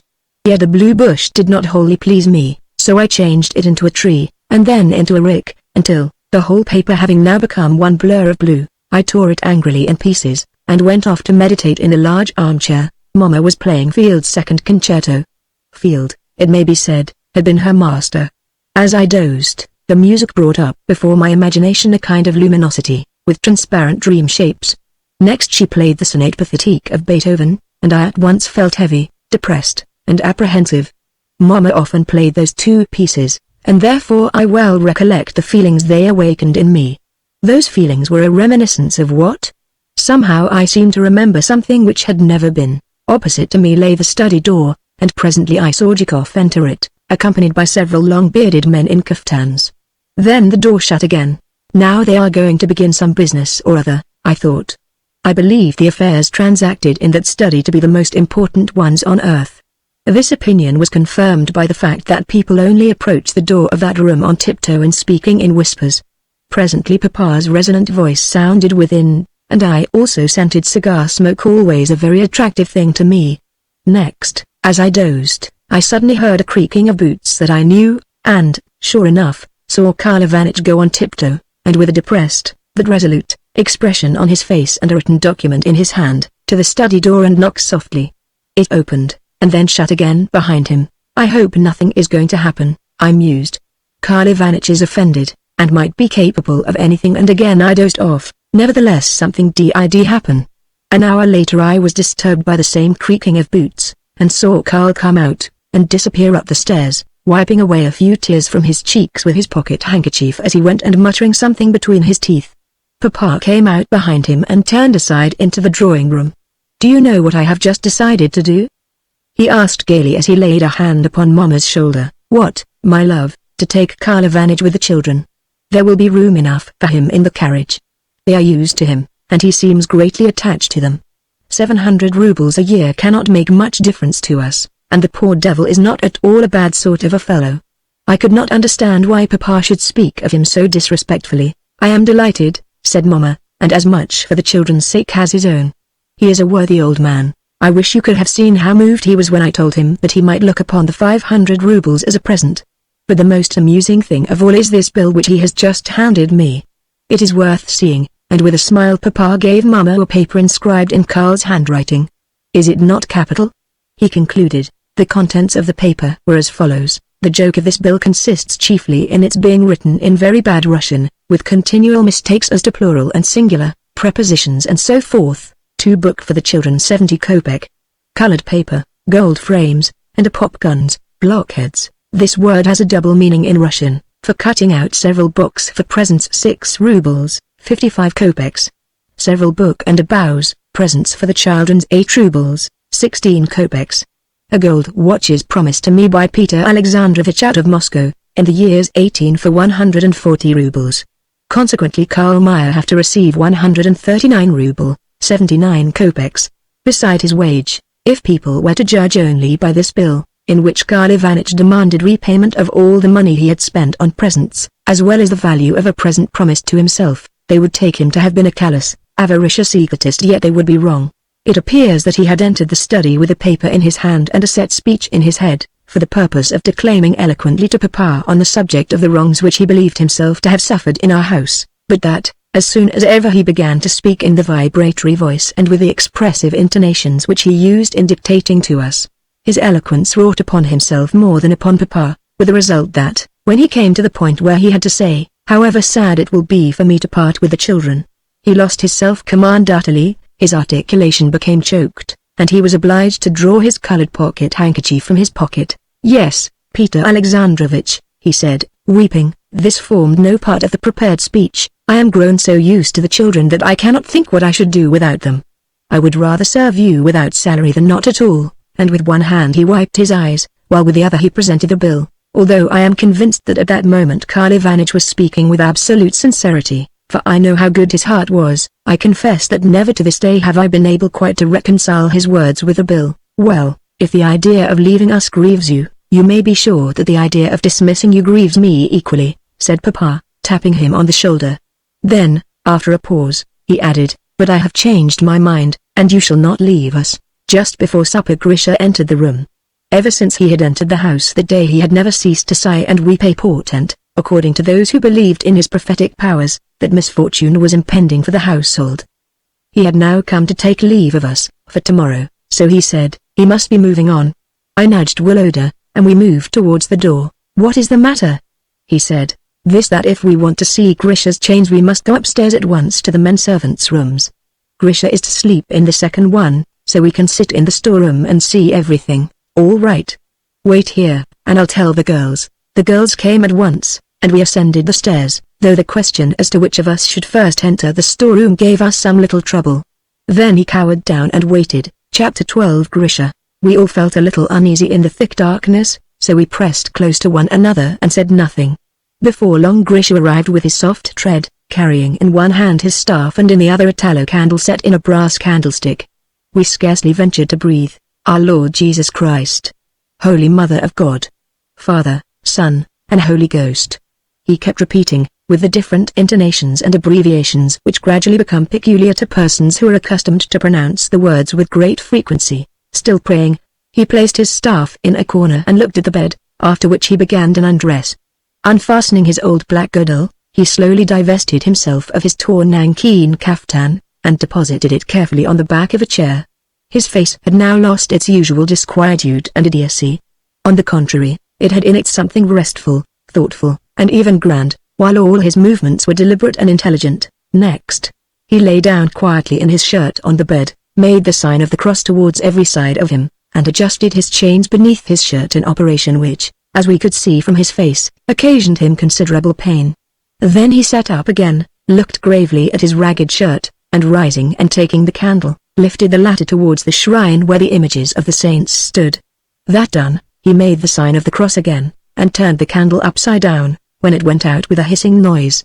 Through the window, which overlooked the wood, the moon, nearly full, was shining in such a way that one side of the tall white figure of the idiot stood out in the pale, silvery moonlight, while the other side was lost in the dark shadow which covered the floor, walls, and ceiling. In the courtyard the watchman was tapping at intervals upon his brass alarm plate. For a while Grisha stood silently before the images and, with his large hands pressed to his breast and his head bent forward, gave occasional sighs. Then with difficulty he knelt down and began to pray. At first he repeated some well-known prayers, and only accented a word here and there. Next, he repeated these same prayers, but louder and with increased accentuation. Lastly he repeated them again and with even greater emphasis, as well as with an evident effort to pronounce them in the old Slavonic church dialect. Though disconnected, his prayers were very touching. He prayed for all his benefactors, so he called everyone who had received him hospitably, with, among them, Mama and ourselves. Next he prayed for himself, and besought God to forgive him his sins, at the same time repeating, God forgive also my enemies. Then, moaning with the effort, he rose from his knees only to fall to the floor again and repeat his phrases afresh. At last he regained his feet, despite the weight of the chains, which rattled loudly whenever they struck the floor. Woloda pinched me rudely in the leg, but I took no notice of that, except that I involuntarily touched the place with my hand, as I observed with a feeling of childish astonishment, pity, and respect the words and gestures of Grisha. Instead of the laughter and amusement which I had expected on entering the storeroom, I felt my heart beating and overcome. Grisha continued for some time in this state of religious ecstasy as he improvised prayers and repeated again and yet again, Lord, have mercy upon me.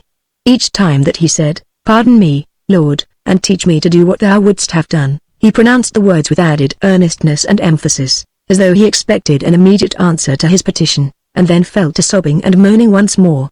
Finally, he went down on his knees again, folded his arms upon his breast, and remained silent. I ventured to put my head round the door, holding my breath as I did so, but Grisha still made no movement except for the heavy sighs which heaved his breast. In the moonlight I could see a tear glistening on the white patch of his blind eye. Yes, thy will be done, he exclaimed suddenly, with an expression which I cannot describe, as, prostrating himself with his forehead on the floor, he fell to sobbing like a child. Much sand has run out since then. Many recollections of the past have faded from my memory or become blurred in indistinct visions, and poor Grisha himself has long since reached the end of his pilgrimage, but the impression which he produced upon me, and the feelings which he aroused in my breast, will never leave my mind. O truly Christian Grisha, your faith was so strong that you could feel the actual presence of God, your love so great that the words fell of themselves from your lips. You had no reason to prove them, for you did so with your earnest praises of His Majesty as you fell to the ground speechless and in tears. Nevertheless the sense of awe with which I had listened to Grisha could not last forever. I had now satisfied my curiosity, and, being cramped with sitting in one position so long, desired to join in the tittering and fun which I could hear going on in the dark storeroom behind me.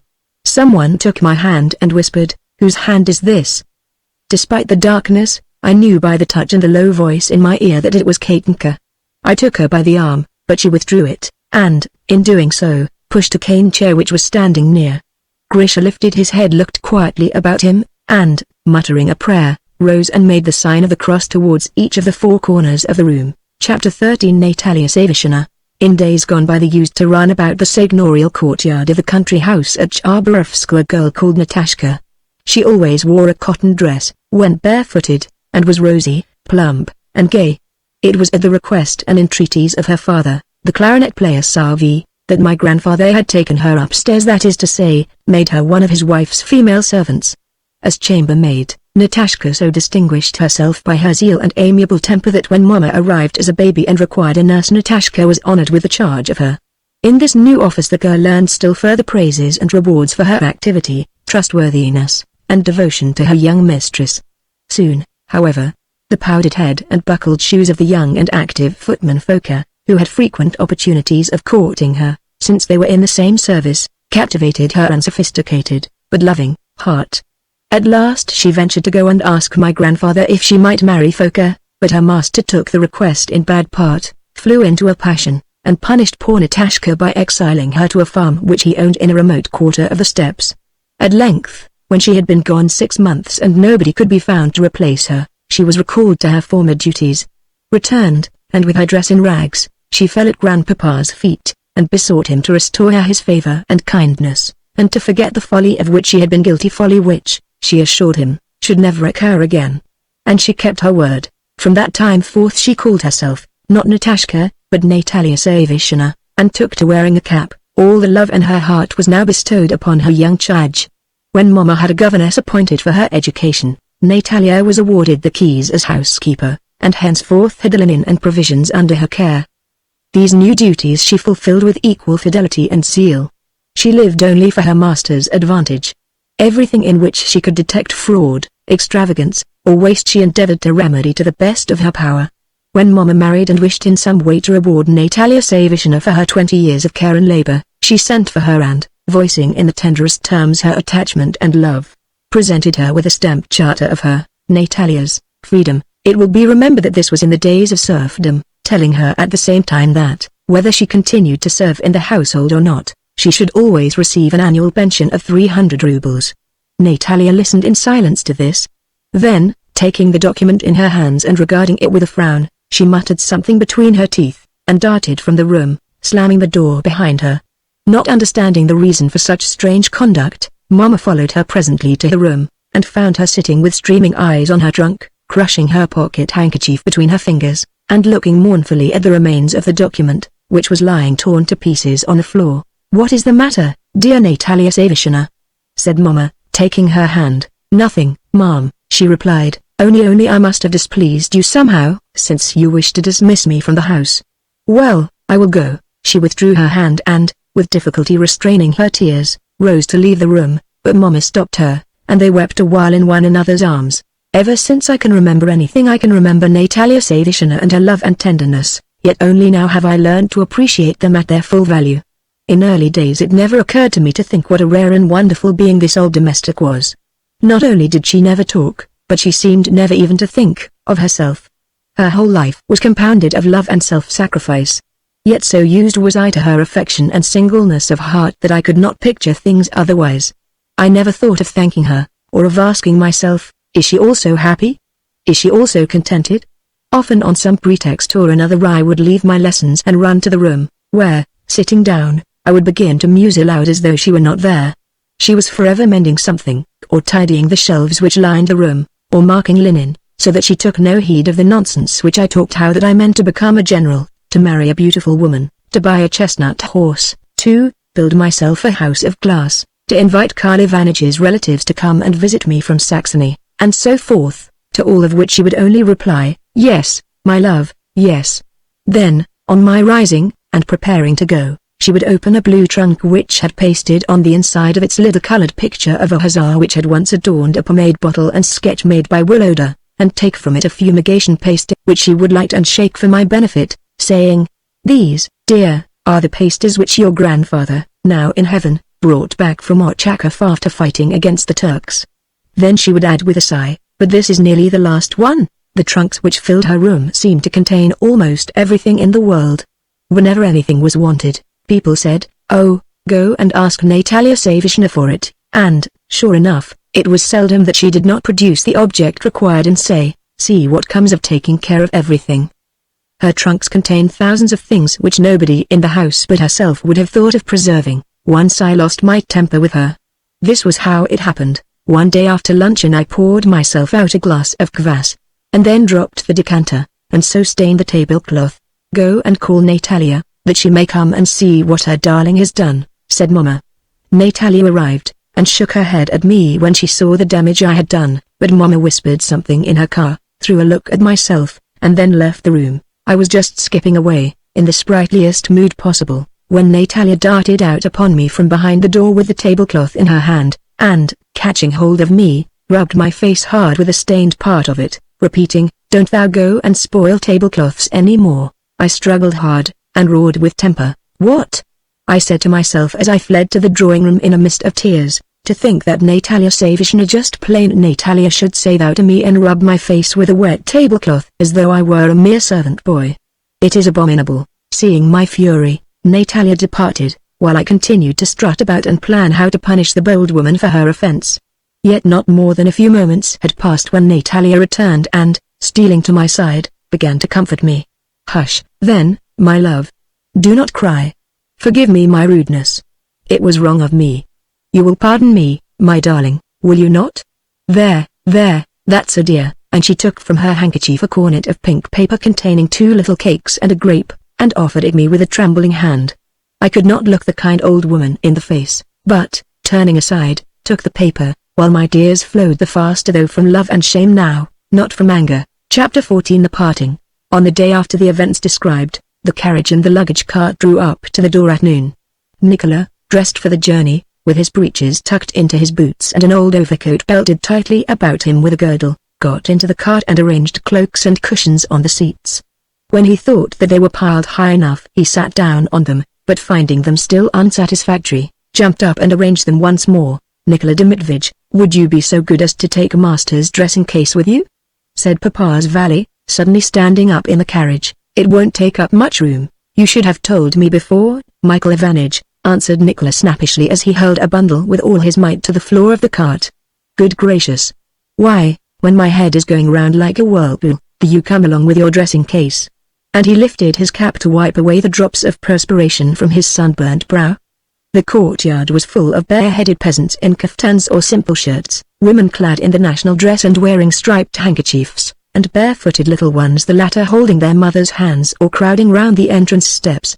All were chattering among themselves as they stared at the carriage.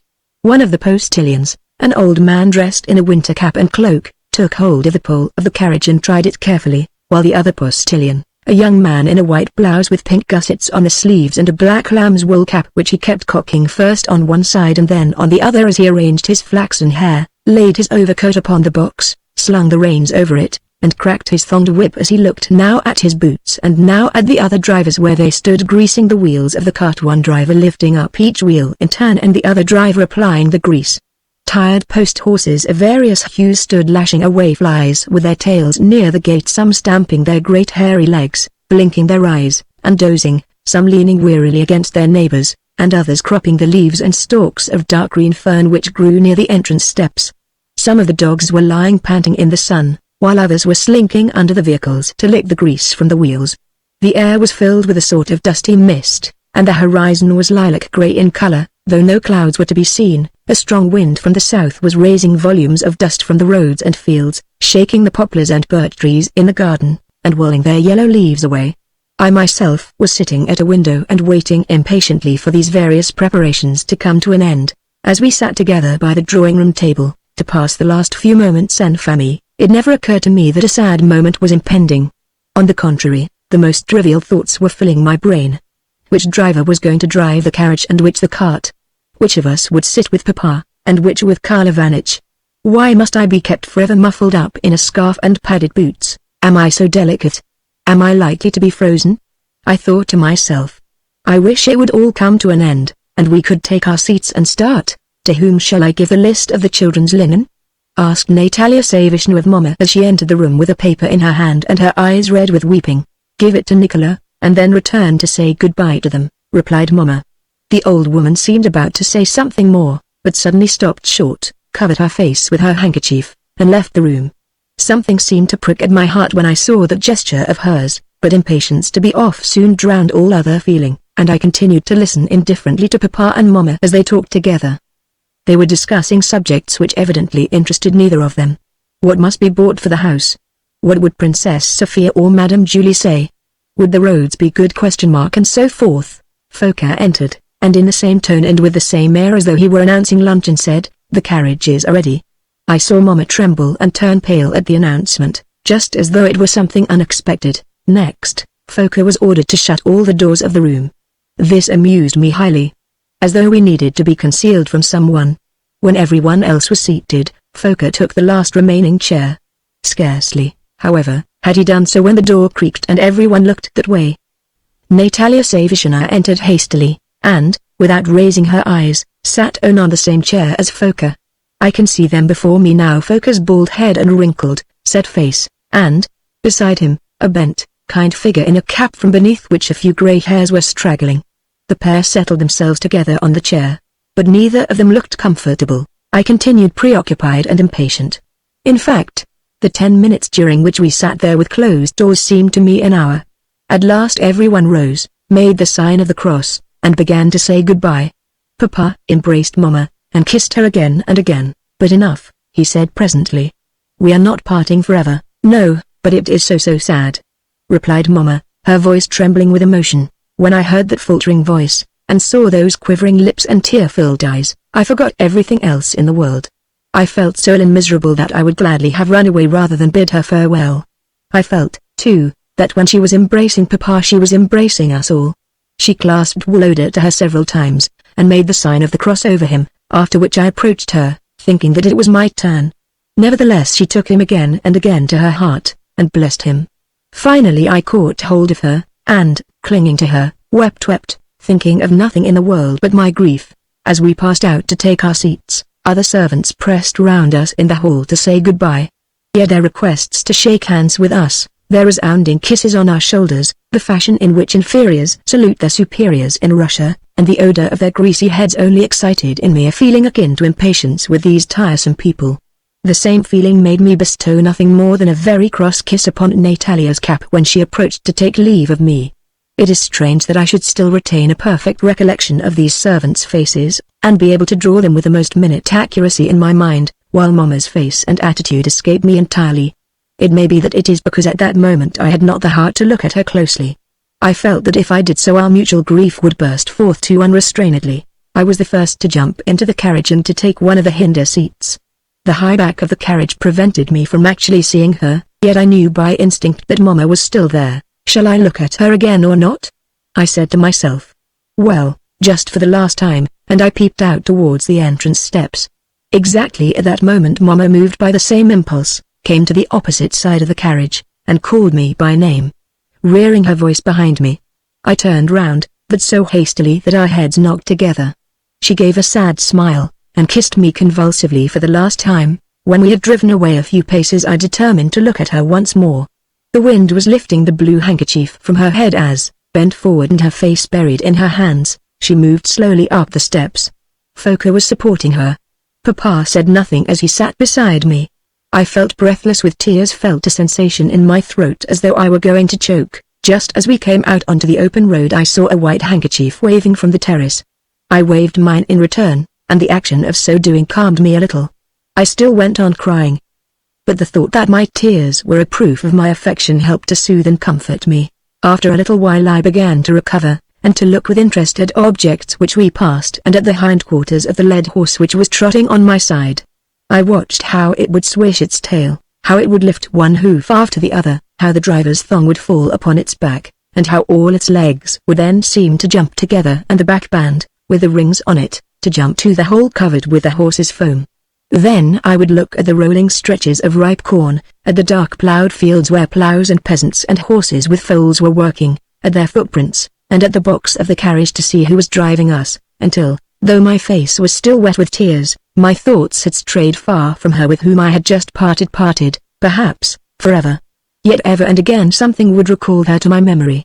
I remembered too how, the evening before, I had found a mushroom under the birch trees, how Lubotshka had quarrelled with Katenka as to whose it should be, and how they had both of them wept when taking leave of us. I felt sorry to be parted from them, and from Natalia Savishna, and from the birch tree avenue, and from Foka. Yes, even the horrid Mimi I longed for. I longed for everything at home. And poor Mama! The tears rushed to my eyes again. Yet even this mood passed away before long. Chapter 15 Childhood. Happy, never returning time of childhood. How can we help loving and dwelling upon its recollections? They cheer and elevate the soul, and become to one a source of higher joys. Sometimes, when dreaming of bygone days, I fancy that, tired out with running about, I have sat down, as of old, in my high armchair by the tea-table. It is late, and I have long since drunk my cup of milk. My eyes are heavy with sleep as I sit there and listen. How could I not listen, seeing that Mama is speaking to somebody, and that the sound of her voice is so melodious and kind? How much its echoes recall to my heart. With my eyes veiled with drowsiness I gaze at her wistfully. Suddenly she seems to grow smaller and smaller, and her face vanishes to a point, yet I can still see her as she looks at me and smiles. Somehow it pleases me to see her grown so small. I blink and blink, yet she looks no larger than a boy reflected in the pupil of an eye. Then I rouse myself, and the picture fades. Once more I half close my eyes, and cast about to try and recall the dream, but it has gone. I rise to my feet, only to fall back comfortably into the armchair. There. "You are falling asleep again, little Nicholas," says Mama. "You had better go to bye-bye." "No, I won't go to sleep, Mama," I reply, though almost inaudibly, for pleasant dreams are filling all my soul. The sound sleep of childhood is weighing my eyelids down, and for a few moments I sink into slumber and oblivion until awakened by someone. I feel in my sleep as though a soft hand were caressing me. I know it by the touch, and, though still dreaming, I seize hold of it and press it to my lips. Everyone else has gone to bed, and only one candle remains burning in the drawing room. Mama has said that she herself will wake me. She sits down on the arm of the chair in which I am asleep, with her soft hand stroking my hair, and I hear her beloved, well-known voice say in my ear, "Get up, my darling. It is time to go bye-bye." No envious gaze sees her now. She is not afraid to shed upon me the whole of her tenderness and love. I do not wake up, yet I kiss her hand. "Get up, then, my angel." She passes her other arm round my neck, and her fingers tickle me as they move across it. The room is quiet and in half darkness, but the tickling has touched my nerves and I begin to awake. Mama is sitting near me that I can tell, and touching me, I can hear her voice and feel her presence. This at last rouses me to spring up, to throw my arms around her neck, to hide my head in her bosom, and to say with a sigh, "Ah, dear, darling Mama, how much I love you." She smiles her sad, enchanting smile, takes my head between her two hands, kisses me on the forehead, and lifts me onto her lap. "Do you love me so much, then?" she says. Then, after a few moments' silence, she continues, "And you must love me always, and never forget me. If your Mama should no longer be here, will you promise never to forget her? Never, Nikolinka?" And she kisses me more fondly than ever. "Oh, but you must not speak so, darling Mama, my own darling Mama," I exclaim as I clasp her knees, and tears of joy and love fall from my eyes. How, after scenes like this, I would go upstairs, and stand before the icons, and say with a rapturous feeling, "God bless Papa and Mama," and repeat a prayer for my beloved mother which my childish lips had learnt to lisp, the love of God and of her blending strangely in a single emotion. After saying my prayers I would wrap myself up in the bedclothes. My heart would feel light, peaceful, and happy, and one dream would follow another. Dreams of what? They were all of them vague, but all of them full of pure love and of a sort of expectation of happiness. I remember, too, that I used to think about Karl Ivanitch and his sad lot. He was the only unhappy being whom I knew, and so sorry would I feel for him, and so much did I love him, that tears would fall from my eyes as I thought, "May God give him happiness, and enable me to help him and to lessen his sorrow." I could make any sacrifice for him. Usually, also, there would be some favorite toy, a china dog or hare stuck into the bed corner behind the pillow, and it would please me to think how warm and comfortable and well cared for it was there. Also, I would pray God to make everyone happy, so that everyone might be contented, and also to send fine weather tomorrow for our walk. Then I would turn myself over onto the other side, and thoughts and dreams would become jumbled and entangled together until at last I slept soundly and peacefully, though with a face wet with tears, due in after life the freshness and light-heartedness, the craving for love and for strength of faith, ever return which we experience in our childhood's years. What better time is there in our lives than when the two best of virtues, innocent gaiety and a boundless yearning for affection, are our sole objects of pursuit? Where now are our ardent prayers? Where now are our best gifts, the pure tears of emotion which a guardian angel dries with a smile as he sheds upon us lovely dreams of ineffable childish joy? Can it be that life has left such heavy traces upon one's heart that those tears and ecstasies are forever vanished? Can it be that there remains to us only the recollection of them? Chapter 16, verse making. Rather less than a month after our arrival in Moscow, I was sitting upstairs in my grandmamma's house and doing some writing at a large table. Opposite to me sat the drawing master, who was giving a few finishing touches to the head of a turban Turk, executed in black pencil. Woloda, with outstretched neck, was standing behind the drawing master and looking over his shoulder. The head was Woloda's first production in pencil, and today Grandmama's name day the masterpiece was to be presented to her. "Aren't you going to put a little more shadow there?" said Woloda to the master as he raised himself on tiptoe and pointed to the Turk's neck. "No, it is not necessary," the master replied as he put pencil and drawing pen into a japanned folding box. "It is just right now, and you need not do anything more to it. As for you, Nikolinka," he added, rising and glancing askew at the Turk, "won't you tell us your great secret at last? What are you going to give your grandmama? I think another head would be your best gift. But goodbye, gentlemen," and taking his hat and cardboard he departed. I too had thought that another head than the one at which I had been working would be a better gift, so, when we were told that Grandmama's name day was soon to come round and that we must each of us have a present ready for her, I had taken it into my head to write some verses in honor of the occasion, and had forthwith composed 2 rhymed couplets, hoping that the rest would soon materialize. I really do not know how the idea, one so peculiar for a child, came to occur to me, but I know that I liked it vastly, and answered all questions on the subject of my gift by declaring that I should soon have something ready for Grandmama, but was not going to say what it was. Contrary to my expectation, I found that, after the first 2 couplets executed in the initial heat of enthusiasm, even my most strenuous efforts refused to produce another one. I began to read different poems in our books, but neither Dmitriev nor Derzivin could help me. On the contrary, they only confirmed my sense of incompetence. Knowing, however, that Karl Ivanitch was fond of writing verses, I stole softly upstairs to burrow among his papers, and found, among a number of German verses, some in the Russian language which seemed to have come from his own pen. To L. Remember near, remember far, remember me. Today be faithful, and forever I, still beyond the grave, remember that I have well loved thee. Karl Mayer. These verses, which were written in a fine, round hand on thin letter paper, pleased me with the touching sentiment with which they seemed to be inspired. I learned them by heart, and decided to take them as a model. The thing was much easier now. By the time the name day had arrived I had completed a 12-couplet congratulatory ode, and sat down to the table in our schoolroom to copy them out on vellum. 2 sheets were soon spoiled, not because I found it necessary to alter anything, the verses seemed to me perfect, but because, after the 3rd line, the tail end of each successive one would go curving upward and making it plain to all the world that the whole thing had been written with a want of adherence to the horizontal, a thing which I could not bear to see. The 3rd sheet also came out crooked, but I determined to make it do. In my verses I congratulated Grandmama, wished her many happy returns, and concluded thus: endeavoring you to please and cheer, we love you like our mother dear. This seemed to me not bad, yet it offended my car somehow. Love you like our mother dear, I repeated to myself. What other rhyme could I use instead of dear? Fear? Steer?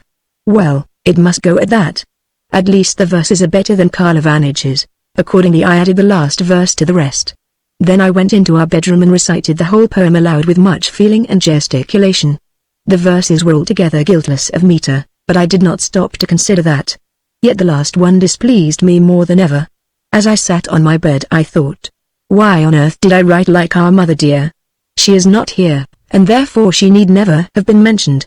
True, I love and respect Grandmama, but she is not quite the same as why did I write that? What did I go and tell a lie for? They may be verses only, yet I needn't quite have done that. At that moment the tailor arrived with some new clothes for us. Well, so be it, I said in much vexation as I crammed the verses hastily under my pillow and ran down to adorn myself in the new Moscow garments. They fitted marvelously, both a brown jacket with yellow buttons, a garment made skin-tight and not to allow room for growth, as in the country, and the black trousers, also close-fitting so that they displayed the figure and lay smoothly over the boots. At last I have real trousers on, I thought as I looked at my legs with the utmost satisfaction. I concealed from everyone the fact that the new clothes were horribly tight and uncomfortable, but, on the contrary, said that, if there were a fault, it was that they were not tight enough. For a long while I stood before the looking-glass as I combed my elaborately pomaded head, but, try as I would, I could not reduce the topmost hairs on the crown to order. As soon as ever I left off combing them, they sprang up again and radiated in different directions, thus giving my face a ridiculous expression. Karl Ivanitch was dressing in another room, and I heard someone bring him his blue frock coat and underlinen.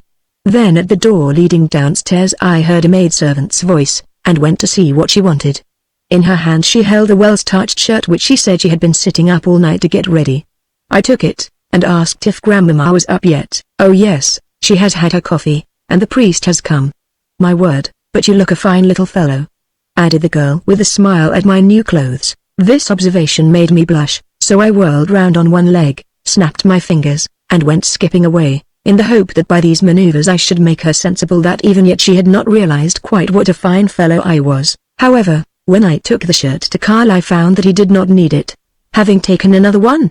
Standing before a small looking glass, he tied his cravat with both hands, trying, by various motions of his head, to see whether it fitted him comfortably or not, and then took us down to see Grandmama.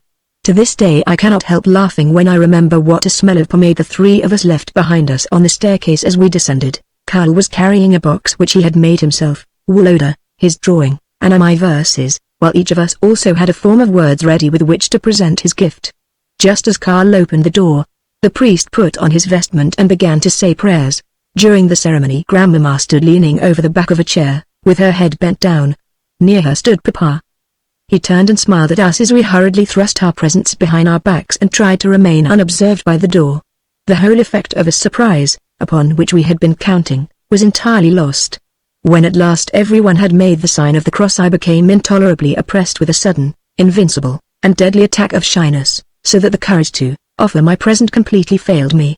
I hid myself behind Karl Ivanitch, who solemnly congratulated Grandmama and, transferring his box from his right hand to his left, presented it to her. Then he withdrew a few steps to make way for Woloda. Grandmama seemed highly pleased with the box, which was adorned with a gold border, and smiled in the most friendly manner in order to express her gratitude. Yet it was evident that she did not know where to set the box down, and this probably accounts for the fact that she handed it to Papa, at the same time bidding him observe how beautifully it was made. His curiosity satisfied, Papa handed the box to the priest, who also seemed particularly delighted with it, and looked with astonishment, first at the article itself, and then at the artist who could make such wonderful things. Then Woloda presented his dirk, and received a similarly flattering ovation on all sides. It was my turn now, and Grandmama turned to me with her kindest smile. Those who have experienced what embarrassment is know that it is a feeling which grows in direct proportion to delay, while decision decreases in similar measure. In other words, the longer the condition lasts, the more invincible does it become, and the smaller does the power of decision come to be. My last remnants of nerve and energy had forsaken me while Karl and Woloda had been offering their presents, and my shyness now reached its culminating point. I felt the blood rushing from my heart to my head, one blush succeeding another across my face, and drops of perspiration beginning to stand out on my brow and nose. My ears were burning, I trembled from head to foot, and, though I kept changing from one foot to the other, I remained routed where I stood. "Well, Nikolinka, tell us what you have brought," said Papa. "Is it a box or a drawing?" There was nothing else to be done. With a trembling hand held out the folded, fatal paper, but my voice failed me completely and I stood before Grandmama in silence. I could not get rid of the dreadful idea that, instead of a display of the expected drawing, some bad verses of mine were about to be read aloud before everyone, and that the words "Our Mother Dear" would clearly prove that I had never loved, but had only forgotten, her. How shall I express my sufferings when Grandmama began to read my poetry aloud? When, unable to decipher it, she stopped halfway and looked at Papa with a smile, which I took to be one of ridicule. When she did not pronounce it as I had meant it to be pronounced, and when her weak sight not allowing her to finish it, she handed the paper to Papa and requested him to read it all over again from the beginning. I fancied that she must have done this last because she did not like to read such a lot of stupid, crookedly written stuff herself, yet wanted to point out to Papa my utter lack of feeling. I expected him to slap me in the face with the verses and say, "You bad boy. So you have forgotten your mama. Take that for it." Yet nothing of the sort happened. On the contrary, when the whole had been read, Grandmama said, "Charming," and kissed me on the forehead. Then our presents, together with 2 cambric pocket handkerchiefs and a snuff box engraved with Mama's portrait, were laid on the table attached to the great Voltairean armchair in which Grandmama always sat. "The Princess Barbara Ilinitshaw," announced one of the 2 footmen who used to stand behind Grandmama's carriage, but Grandmama was looking thoughtfully at the portrait on the snuff box, and returned no answer. "Shall I show her in, madam?" repeated the footman. Chapter 17. The Princess Kornakoff. "Yes, show her in," said Grandmama, settling herself as far back in her armchair as possible. The princess was a woman of about 45, small and delicate, with a shriveled skin and disagreeable, grayish-green eyes. the expression of which contradicted the unnaturally suave look of the rest of her face. Underneath her velvet bonnet, adorned with an ostrich feather, was visible some reddish hair, while against the unhealthy color of her skin her eyebrows and eyelashes looked even lighter and redder than they would otherwise have done. Yet, for all that, her animated movements, small hands, and peculiarly dry features communicated something aristocratic and energetic to her general appearance. She talked a great deal, and, to judge from her eloquence, belonged to that class of persons who always speak as though someone were contradicting them, even though no one else may be saying a word. First she would raise her voice, then lower it, and then take on a fresh access of vivacity as she looked at the persons present, but not participating in the conversation, with an air of endeavoring to draw them into it. Although the princess kissed Grandmamma's hand and repeatedly called her my good aunt, I could see that Grandmamma did not care much about her, for she kept raising her eyebrows in a peculiar way while listening to the princess's excuses why Prince Michael had been prevented from calling, and congratulating Grandmamma as he would like so much to have done. At length, however, she answered the princess's French with Russian, and with a sharp accentuation of certain words. "I am much obliged to you for your kindness," she said. "As for Prince Michael's absence, pray do not mention it. He has so much else to do.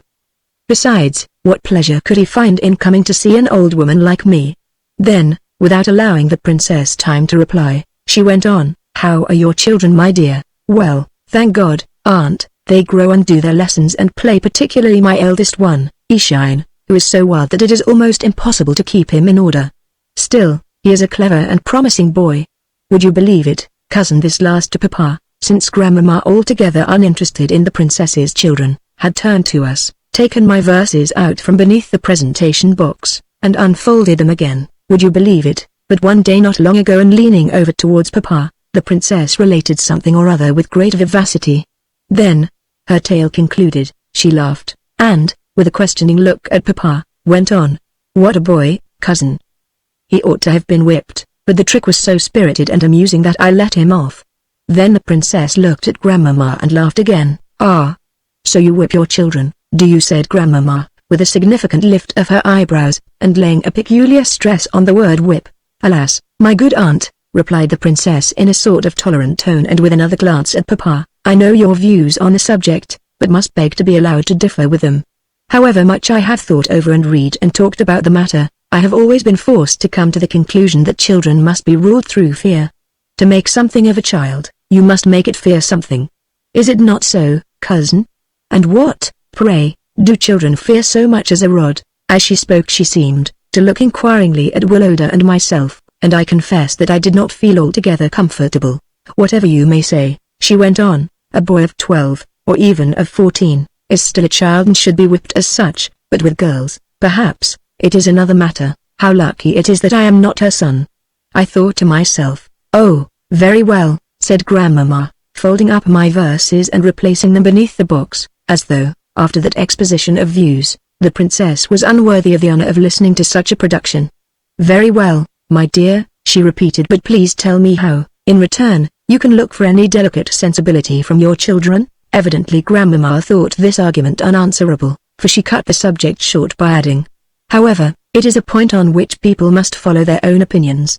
The princess did not choose to reply, but smiled condescendingly, and as though out of indulgence to the strange prejudices of a person whom she only pretended to revere. 'Oh, by the way, pray introduce me to your young people,' she went on presently as she threw us another gracious smile. Thereupon we rose and stood looking at the princess, without in the least knowing what we ought to do to show that we were being introduced. "Kissed the princess's hand," said Papa. "Well, I hope you will love your old aunt," she said to Woloda, kissing his hair, "even though we are not near relatives.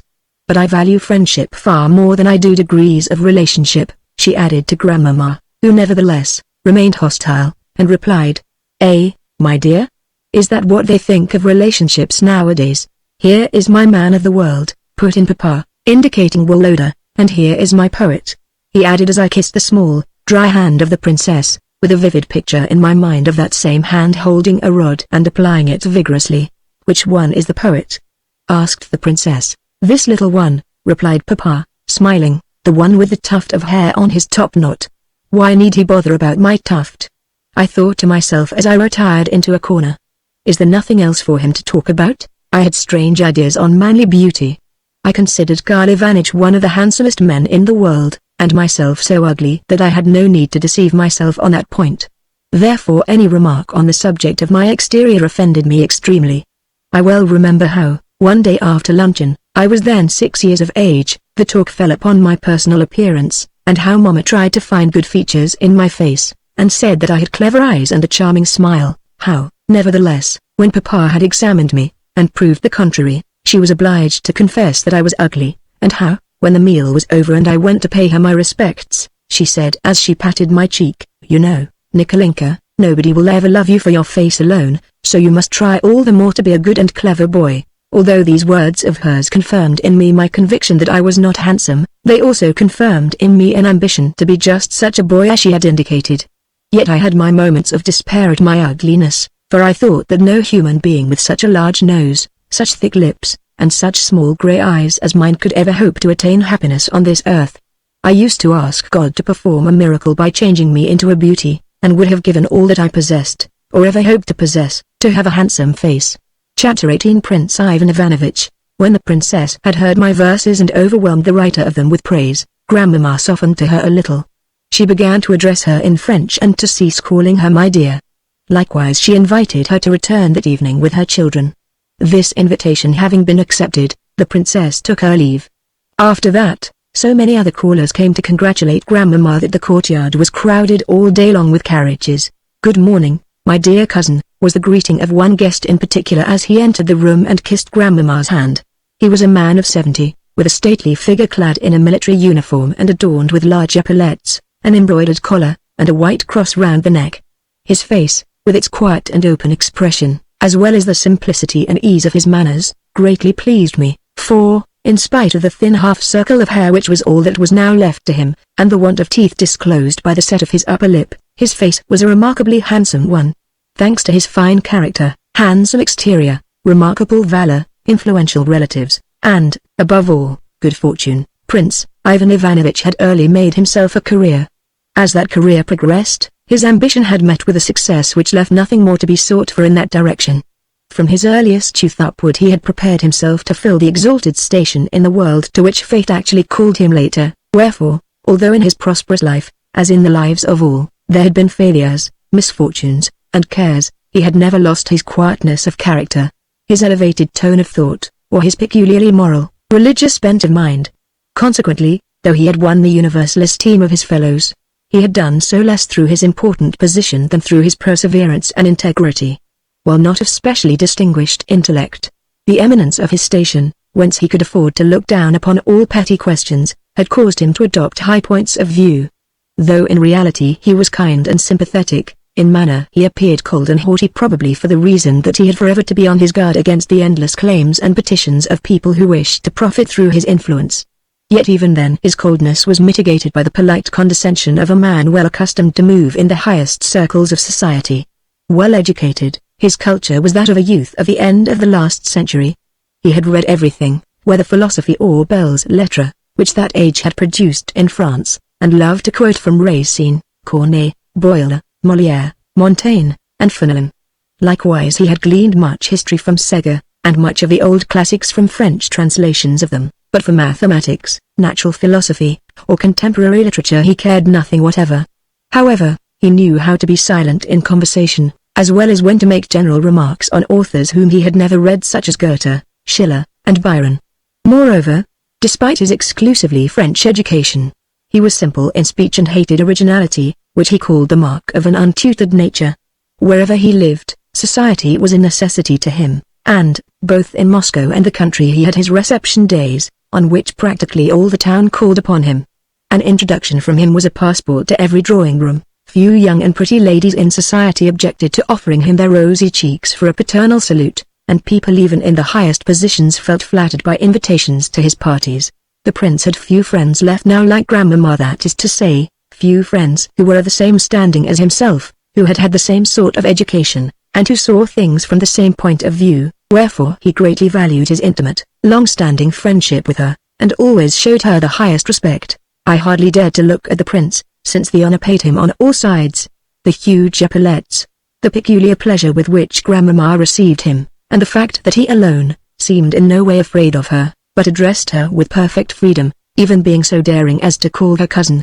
Awakened in me a feeling of reverence for his person almost equal to that which I felt for Grandmamma herself, on being shown my verses. He called me to his side, and said, "Who knows, my cousin, but that he may prove to be a second Erzivin." Nevertheless he pinched my cheek so hard that I was only prevented from crying by the thought that it must be meant for a caress. Gradually the other guests dispersed, and with them Papa and Woloda.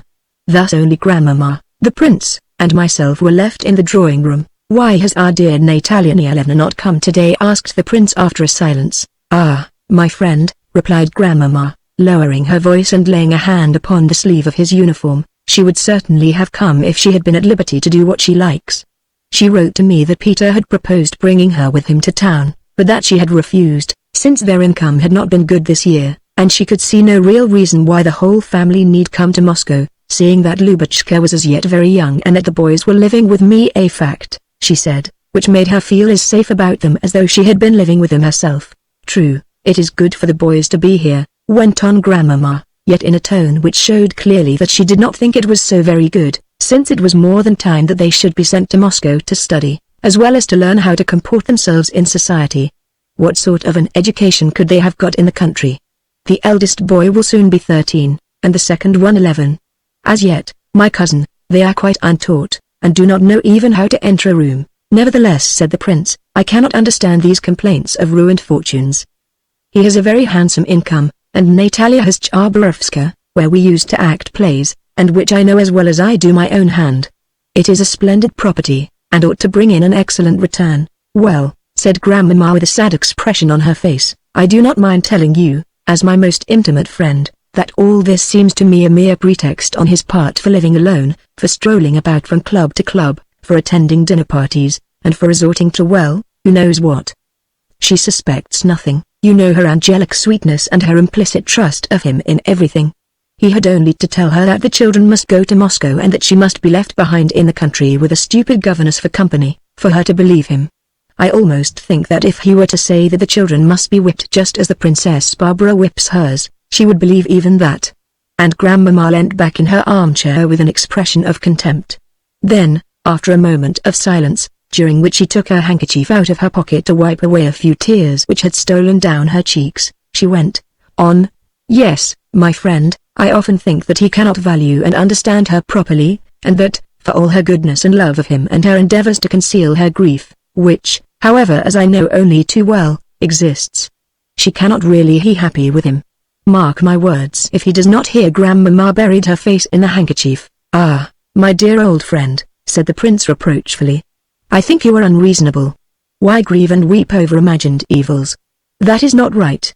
I have known him a long time, and feel sure that he is an attentive, kind, and excellent husband, as well as, which is the chief thing of all, a perfectly honorable man. At this point, having been an involuntary auditor of a conversation not meant for my ears, I stole on tiptoe out of the room, in a state of great distress. Chapter 19. The Iwins. Woloda, Woloda.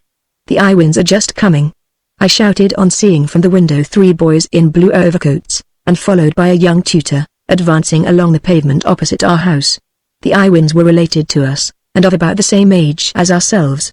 We had made their acquaintance soon after our arrival in Moscow.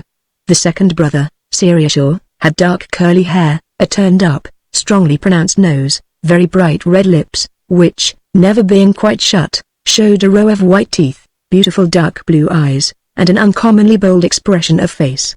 He never smiled but was either wholly serious or laughing a clear, merry, agreeable laugh. His striking good looks had captivated me from the first, and I felt an irresistible attraction towards him.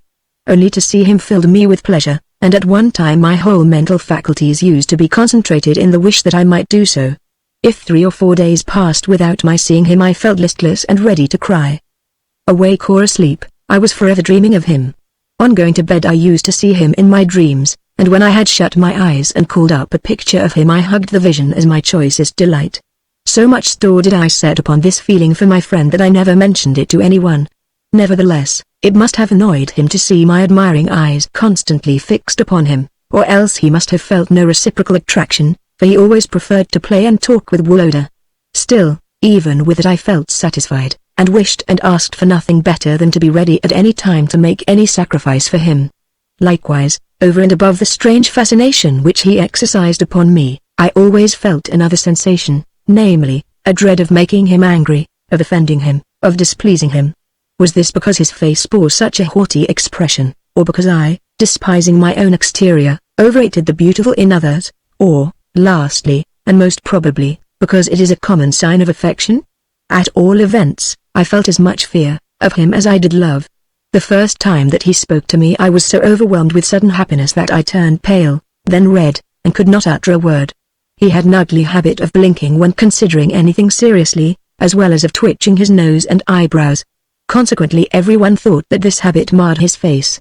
Yet I thought it such a nice one that I involuntarily adopted it for myself, until, a few days after I had made his acquaintance, Grandmamma suddenly asked me whether my eyes were hurting me, since I was winking like an owl. Never a word of affection passed between us, yet he felt his power over me, and unconsciously but tyrannically, exercised it in all our childish intercourse. I used to long to tell him all that was in my heart, yet was too much afraid of him to be frank in any way, and, while submitting myself to his will, tried to appear merely careless and indifferent.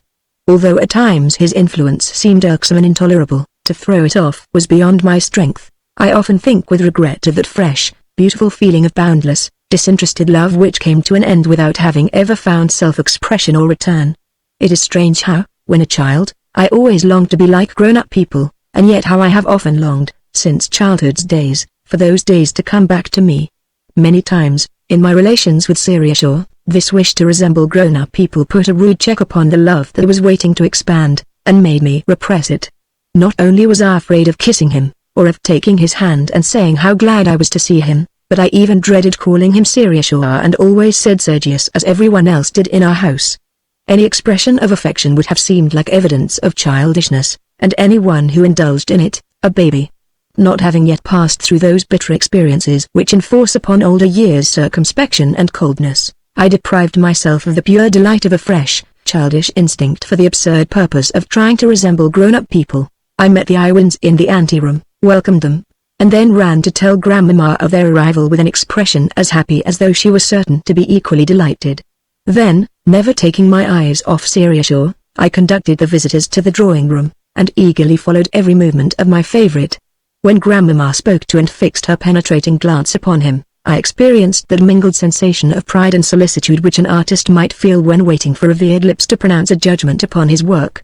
With Grandmamma's permission, the Iwin's young tutor, Herr Frost, accompanied us into the little back garden, where he seated himself upon a bench, arranged his legs in a tasteful attitude, rested his brass-knobbed cane between them, lighted a cigar, and assumed the air of a man well pleased with himself. He was a German, but of a very different sort to our good Karl Ivanitch. In the first place, he spoke both Russian and French correctly, though with a hard accent indeed. He enjoyed especially among the ladies the reputation of being a very accomplished fellow. In the second place, he wore a reddish moustache, a large gold pin set with a ruby, a black satin tie, and a very fashionable suit. Lastly, he was young, with a handsome, self-satisfied face and fine muscular legs. It was clear that he set the greatest store upon the latter, and thought them beyond compare, especially as regards the favor of the ladies. Consequently, whether sitting or standing, he always tried to exhibit them in the most favorable light. In short, he was a type of the young German Russian whose main desire is to be thought perfectly gallant and gentlemanly. In the little garden merriment reigned. In fact, the game of robbers never went better. Yet an incident occurred which came near to spoiling it. Seriashaw was the robber, and in pouncing upon some travelers he fell down and knocked his leg so badly against a tree that I thought the leg must be broken. Consequently, though I was the gendarme and therefore bound to apprehend him, I only asked him anxiously, when I reached him, if he had hurt himself very much. Nevertheless this threw him into a passion, and made him exclaim with fists clenched and in a voice which showed by its faltering what pain he was enduring, "Why, whatever is the matter? Is this playing the game properly? You ought to arrest me. Why on earth don't you do so?" This he repeated several times, and then, seeing Woloda and the elder Iwin, who were taking the part of the travelers, jumping and running about the path, he suddenly threw himself upon them with a shout and loud laughter to effect their capture. I cannot express my wonder and delight at this valiant behavior of my hero. In spite of the severe pain, he had not only refrained from crying, but had repressed the least symptom of suffering and kept his eye fixed upon the game. Shortly after this occurrence another boy, Ilenka Grapp, joined our party. We went upstairs, and Siriushaw gave me an opportunity of still further appreciating and taking delight in his manly bravery and fortitude. This was how it was. Ilinka was the son of a poor foreigner who had been under certain obligations to my grandpapa, and now thought it incumbent upon him to send his son to us as frequently as possible. Yet if he thought that the acquaintance would procure his son any advancement or pleasure, he was entirely mistaken, for not only were we anything but friendly to Ilinka, but it was seldom that we noticed him at all except to laugh at him. He was a boy of 13, tall and thin, with a pale, bird-like face, and a quiet, good-tempered expression. Though poorly dressed, he always had his head so thickly pomaded that we used to declare that on warm days it melted and ran down his neck.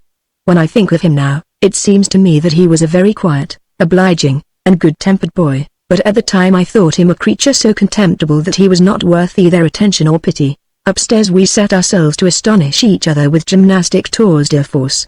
Ilinka watched us with a faint smile of admiration, but refused an invitation to attempt a similar feat, saying that he had no strength. Siriushaw was extremely captivating. His face and eyes glowed with laughter as he surprised us with tricks which we had never seen before. He jumped over 3 chairs put together, turned somersaults right across the room, and finally stood on his head on a pyramid of Tatischiff's dictionaries, moving his legs about with such comical rapidity that it was impossible not to help bursting with merriment. After this last trick he pondered for a moment, blinking his eyes as usual, and then went up to Ilinka with a very serious face. "Try and do that," he said. "It is not really difficult." Ilinka, observing that the general attention was fixed upon him, blushed, and said in an almost inaudible voice that he could not do the feat. "Well, what does he mean by doing nothing at all? What a girl the fellow is! He has just got to stand on his head," and Siriushaw took him by the hand. "Yes, on your head at once. This instant, this instant." Everyone shouted as we ran upon Ilinka and dragged him to the dictionaries. Despite his being visibly pale and frightened, "Leave me alone. You are tearing my jacket," cried the unhappy victim, but his exclamations of despair only encouraged us the more. We were dying with laughter, while the green jacket was bursting at every seam. Woloda and the eldest Iwin took his head and placed it on the dictionaries, while Siriushaw and I seized his poor, thin legs. His struggles had stripped them upwards to the knees, and with boisterous laughter held them up tight, the youngest Iwin superintending his general equilibrium. Suddenly a moment of silence occurred amid our boisterous laughter, a moment during which nothing was to be heard in the room but the panting of the miserable Ilinka. It occurred to me at that moment that, after all, there was nothing so very comical and pleasant in all this. "Now, that's a boy!" cried Siriushaw, giving Ilinka a smack with his hand. Ilinka said nothing, but made such desperate movements with his legs to free himself that his foot suddenly kicked Siriushaw in the eye, with the result that, letting go of Ilinka's leg and covering the wounded member with one hand, Siriushaw hit out at him with all his might with the other one. Of course Ilinka's legs slipped down as, sinking exhausted to the floor and half suffocated with tears, he stammered out, "Why should you bully me so?" The poor fellow's miserable figure, with its streaming tears, ruffled hair, and crumpled trousers revealing dirty boots, touched us a little, and we stood silent and trying to smile. Siriushaw was the first to recover himself. "What a girl! What a gaby!" he said, giving Ilinka a slight kick. "He can't take things in fun a bit. Well, get up, then, you are an utter beast. That's what you are," said Ilinka, turning miserably away and sobbing. "Oh, oh! Would it still kick and show temper, then?" cried Siriushaw, seizing a dictionary and throwing it at the unfortunate boy's head. Apparently it never occurred to Ilinka to take refuge from the missile. He merely guarded his head with his hands. "Well, that's enough now," added Siriushaw, with a forced laugh. "You deserve to be hurt if you can't take things in fun. Now let's go downstairs." I could not help looking with some compassion at the miserable creature on the floor as, his face buried in the dictionary, he lay there sobbing almost as though he were in a fit. "Oh, Sergius," I said. "Why have you done this?" "Well, you did it too. Besides, I did not cry this afternoon when I knocked my leg and nearly broke it." True enough, I thought. Ilinka is a poor whining sort of a chap, while Siriushaw is a boy, a real boy. It never occurred to my mind that possibly poor Ilinka was suffering far less from bodily pain than from the thought that 5 companions for whom he may have felt a genuine liking had, for no reason at all, combined to hurt and humiliate him. I cannot explain my cruelty on this occasion. Why did I not step forward to comfort and protect him? Where was the pitifulness which often made me burst into tears at the sight of a young bird fallen from its nest, or of a puppy being thrown over a wall, or of a chicken being killed by the cook for soup? Can it be that the better instinct in me was overshadowed by my affection for Seriosha and the desire to shine before so brave a boy? If so, how contemptible were both the affection and the desire. They alone formed dark spots on the pages of my youthful recollections. Chapter 20 Preparations for the Party. To judge from the extraordinary activity in the pantry, the shining cleanliness which imparted such a new and festal guise to certain articles in the salon and drawing-room which I had long known as anything but resplendent, and the arrival of some musicians whom Prince Ivan would certainly not have sent for nothing, no small amount of company was to be expected that evening. At the sound of every vehicle which chanced to pass the house I ran to the window, leaned my head upon my arms, and peered with impatient curiosity into the street. At last a carriage stopped at our door, and, in the full belief that this must be the Iwins, who had promised to come early, I at once ran downstairs to meet them in the hall, but, instead of the Iwins, I beheld from behind the figure of the footman who opened the door two female figures, one tall and wrapped in a blue cloak trimmed with marten, and the other one short and wrapped in a green shawl from beneath which a pair of little feet, stuck into fur boots, peeped forth, without paying any attention to my presence in the hall, although I thought it my duty, on the appearance of these persons, to salute them. The shorter one moved towards the taller, and stood silently in front of her. Thereupon the tall lady untied the shawl which enveloped the head of the little one, and unbuttoned the cloak which hid her form, until, by the time that the footman had taken charge of these articles and removed the fur boots, there stood forth from the amorphous chrysalis a charming girl of 12, dressed in a short muslin frock, white pantaloons, and smart black satin shoes. Around her white neck she wore a narrow black velvet ribbon, while her head was covered with flaxen curls which so perfectly suited her beautiful face in front and her bare neck and shoulders behind that I would have believed nobody, not even Karl Ivanitch, if he or she had told me that they only hung so nicely because, ever since the morning, they had been screwed up in fragments of a Moscow newspaper and then warmed with a hot iron. To me it seemed as though she must have been born with those curls. The most prominent feature in her face was a pair of unusually large half-veiled eyes, which formed a strange, but pleasing, contrast to the small mouth. Her lips were closed, while her eyes looked so grave that the general expression of her face gave one the impression that a smile was never to be looked for from her, wherefore, when a smile did come, it was all the more pleasing. Trying to escape notice, I slipped through the door of the salon, and then thought it necessary to be seen pacing to and fro, seemingly engaged in thought, as though unconscious of the arrival of guests. By the time, however, that the ladies had advanced to the middle of the salon, I seemed suddenly to awake from my reverie and told them that Grandmamma was in the drawing-room. Madame Valakin, whose face pleased me extremely, especially since it bore a great resemblance to her daughter's, stroked my head kindly. Grandmamma seemed delighted to see Sonitchka. She invited her to come to her, put back a curl which had fallen over her brow, and looking earnestly at her said, "What a charming child." Sonitchka blushed, smiled, and, indeed, looked so charming that I myself blushed as I looked at her. "I hope you are going to enjoy yourself here, my love," said Grandmamma. "Pray be as merry and dance as much as ever you can.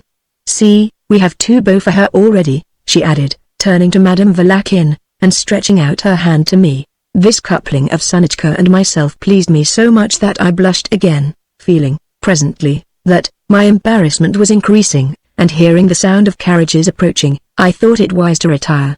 In the hall I encountered the Princess Kornikov, her son, and an incredible number of daughters. They had all of them the same face as their mother, and were very ugly. None of them arrested my attention. They talked in shrill tones as they took off their cloaks and boas, and laughed as they bustled about, probably at the fact that there were so many of them. Ishain was a boy of 15, tall and plump, with a sharp face, deep-set bluish eyes, and very large hands and feet for his age. Likewise he was awkward, and had a nervous, unpleasing voice. Nevertheless he seemed very pleased with himself, and was, in my opinion, a boy who could well bear being beaten with rods.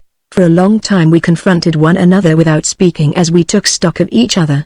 When the flood of dresses had swept past I made shift to begin a conversation by asking him whether it had not been very close in the carriage. "I don't know," he answered indifferently. "I never ride inside it, for it makes me feel sick directly, and Mama knows that. Whenever we are driving anywhere at night time I always sit on the box. I like that, for then one sees everything. Philip gives me the reins, and sometimes the whip too, and then the people inside get a regular well, you know," he added with a significant gesture. "It's splendid then, Master Eshine, said a footman, entering the hall, Philip wishes me to ask you where you put the whip. Where I put it? Why, I gave it back to him. But he says that you did not. Well, I laid it across the carriage lamps. No, sir. He says that you did not do that either. You had better confess that you took it and lashed it to shreds. I suppose poor Philip will have to make good your mischief out of his own pocket. The footman, who looked a grave and honest man, seemed much put out by the affair, and determined to sift it to the bottom on Philip's behalf. Out of delicacy I pretended to notice nothing and turned aside, but the other footmen present gathered round and looked approvingly at the old servant. And well, I'd tear it in pieces, at length confessed Eshine, shrinking from further explanations. However, I will pay for it. Did you ever hear anything so absurd? He added to me as he drew me towards the drawing room. But excuse me, sir, how are you going to pay for it? I know your ways of paying. You have owed Maria Valericana 20 kopecks these 8 months now, and you have owed me something for 2 years, and Peter for— Hold your tongue, will you? Shouted the young fellow, pale with rage. I shall report you for this. Oh, you may do so, said the footman. Yet it is not fair, your highness, he added, with a peculiar stress on the title, as he departed with the ladies' wraps to the cloakroom.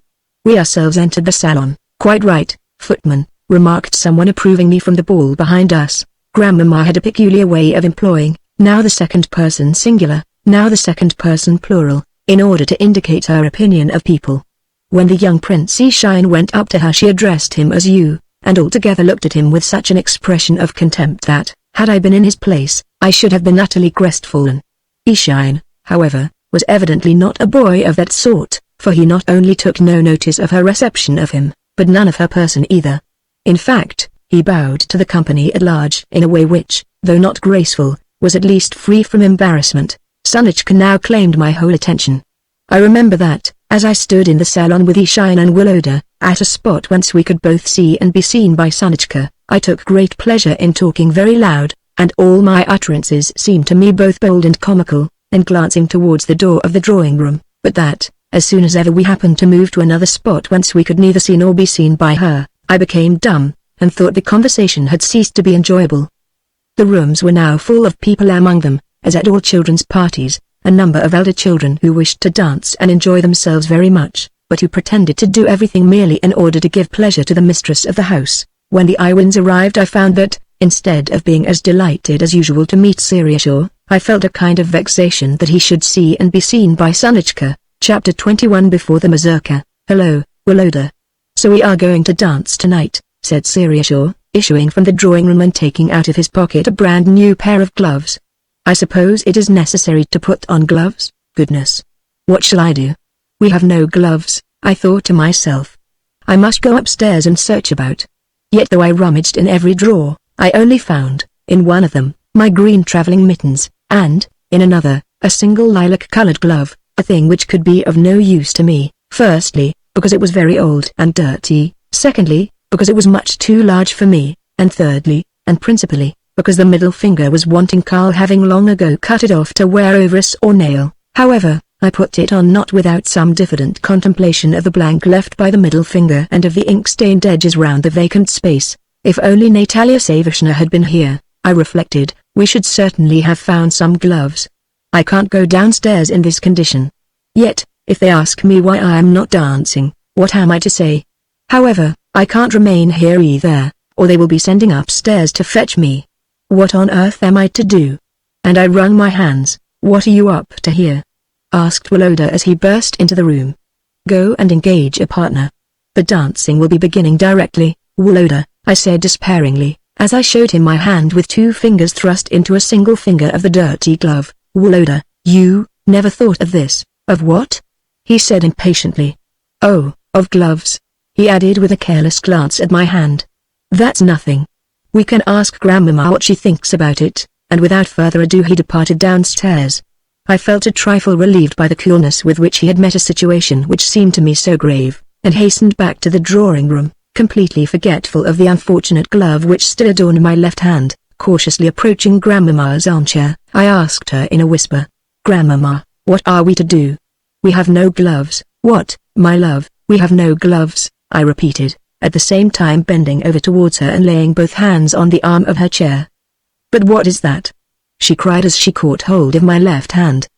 "Look, my dear," she continued, turning to Madame Valakin.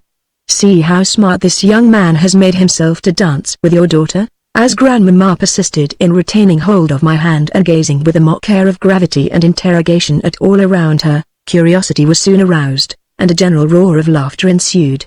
I should have been infuriated at the thought that Seriashaw was present to see this, as I scowled with embarrassment and struggled hard to free my hand, had it not been that somehow Sonitchka's laughter, and she was laughing to such a degree that the tears were standing in her eyes and the curls dancing about her lovely face, took away my feeling of humiliation. I felt that her laughter was not satirical, but only natural and free, so that, as we laughed together and looked at one another, there seemed to begin a kind of sympathy between us. Instead of turning out badly, therefore, the episode of the glove served only to set me at my ease among the dreaded circle of guests, and to make me cease to feel oppressed with shyness. The sufferings of shy people proceed only from the doubts which they feel concerning the opinions of their fellows. No sooner are those opinions expressed, whether flattering or the reverse, than the agony disappears. How lovely Sonitchka looked when she was dancing a quadrille as my vis-à-vis, with, as her partner, the loutish Princess Shine. How charmingly she smiled when, en chain, she accorded me her hand. How gracefully the curls around her head nodded to the rhythm, and how naively she executed the jade assemble with her little feet.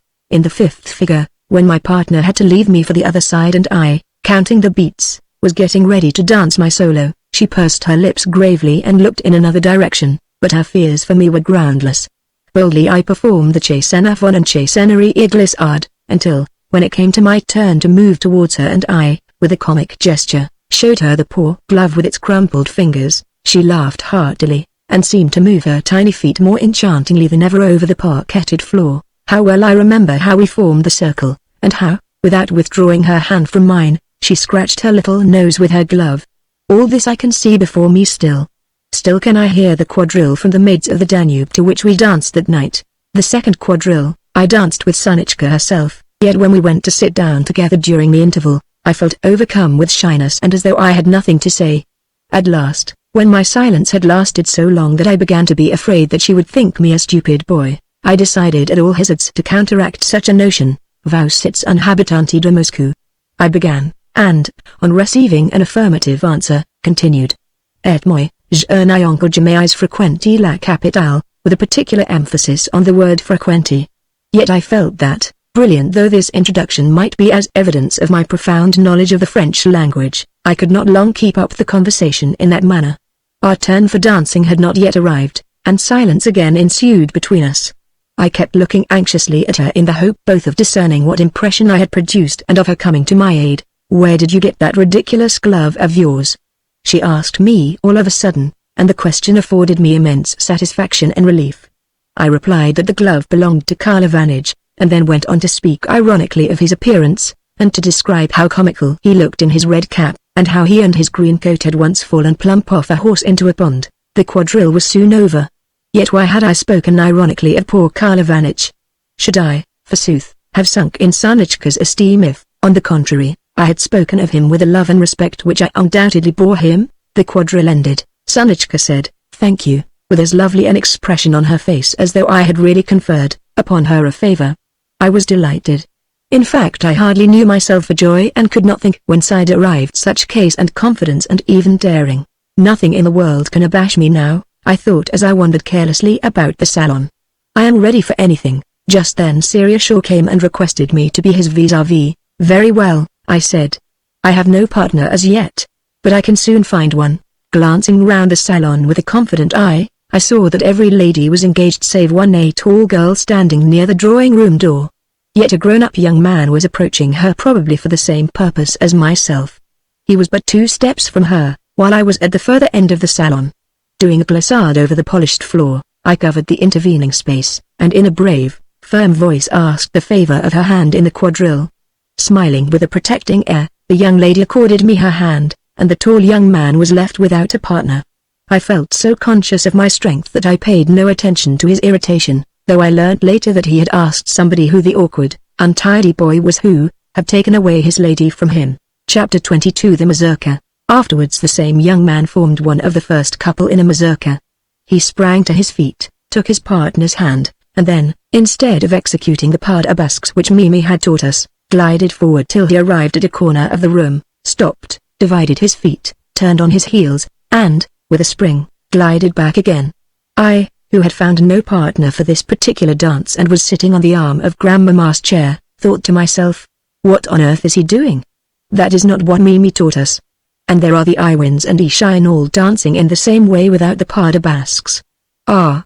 And there is Wolode too. He too is adopting the new style, and not so badly either. And there is Sonichka, the lovely one. Yes, there she comes. I felt immensely happy at that moment. The mazurka came to an end, and already some of the guests were saying goodbye to Grandmamma. She was evidently tired, yet she assured them that she felt vexed at their early departure.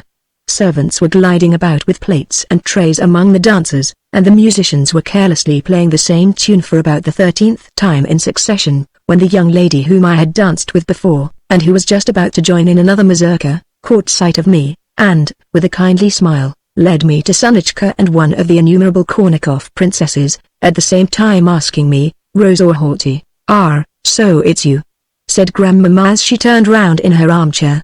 Go and dance, then, my boy. Although I would fain have taken refuge behind the armchair rather than leave its shelter, I could not refuse, so I got up, said Rose, and looked at Sonichka. Before I had time to realize it, however, a hand in the white glove laid itself on mine, and the Kornikov girl stepped forth with a pleased smile and evidently no suspicion that I was ignorant of the steps of the dance. I only knew that the arabesques, the only figure of it which I had been taught, would be out of place. However, the strains of the mazurka falling upon my ears, and imparting their usual impulse to my acoustic nerves, which, in their turn, imparted their usual impulse to my feet, I involuntarily, and to the amazement of the spectators, began executing on tiptoe the sole, and fatal, pas which I had been taught. So long as we went straight ahead I kept fairly right, but when it came to turning I saw that I must make preparations to arrest my course. Accordingly, to avoid any appearance of awkwardness, I stopped short, with the intention of imitating the wheel about which I had seen the young man perform so neatly. Unfortunately, just as I divided my feet and prepared to make a spring, the Princess Kornikov looked sharply round at my legs with such an expression of stupefied amazement and curiosity that the glance undid me. Instead of continuing to dance, I remained moving my legs up and down on the same spot, in a sort of extraordinary fashion which bore no relation whatever either to form or rhythm. At last I stopped altogether. Everyone was looking at me, some with curiosity, some with astonishment, some with disdain, and some with compassion. Grandmamma alone seemed unmoved. You should not dance if you don't know the step, said Papa's angry voice in my ear as, pushing me gently aside, he took my partner's hand, completed the figures with her to the admiration of everyone, and finally led her back to her place. The mazurka was at an end. Me. What had I done to be punished so heavily? Everyone despises me, and will always despise me, I thought to myself. The way is closed for me to friendship, love, and fame. All is lost. Why had Woloda made signs to me which everyone saw, yet which could in no way help me? Why had that disgusting princess looked at my legs?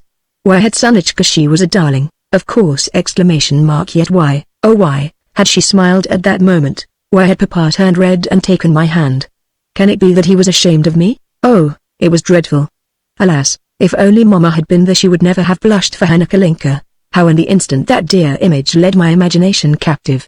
I seemed to see once more the meadow before our house, the tall lime trees in the garden, the clear pond where the ducks swam, the blue sky dappled with white clouds, the sweet-smelling ricks of hay. How those memories and many another quiet, beloved recollection floated through my mind at that time. Chapter 23. After the mazurka. At supper the young man whom I have mentioned seated himself beside me at the children's table, and treated me with an amount of attention which would have flattered my self-esteem had I been able, after the occurrence just related, to give a thought to anything beyond my failure in the mazurka. However, the young man seemed determined to cheer me up.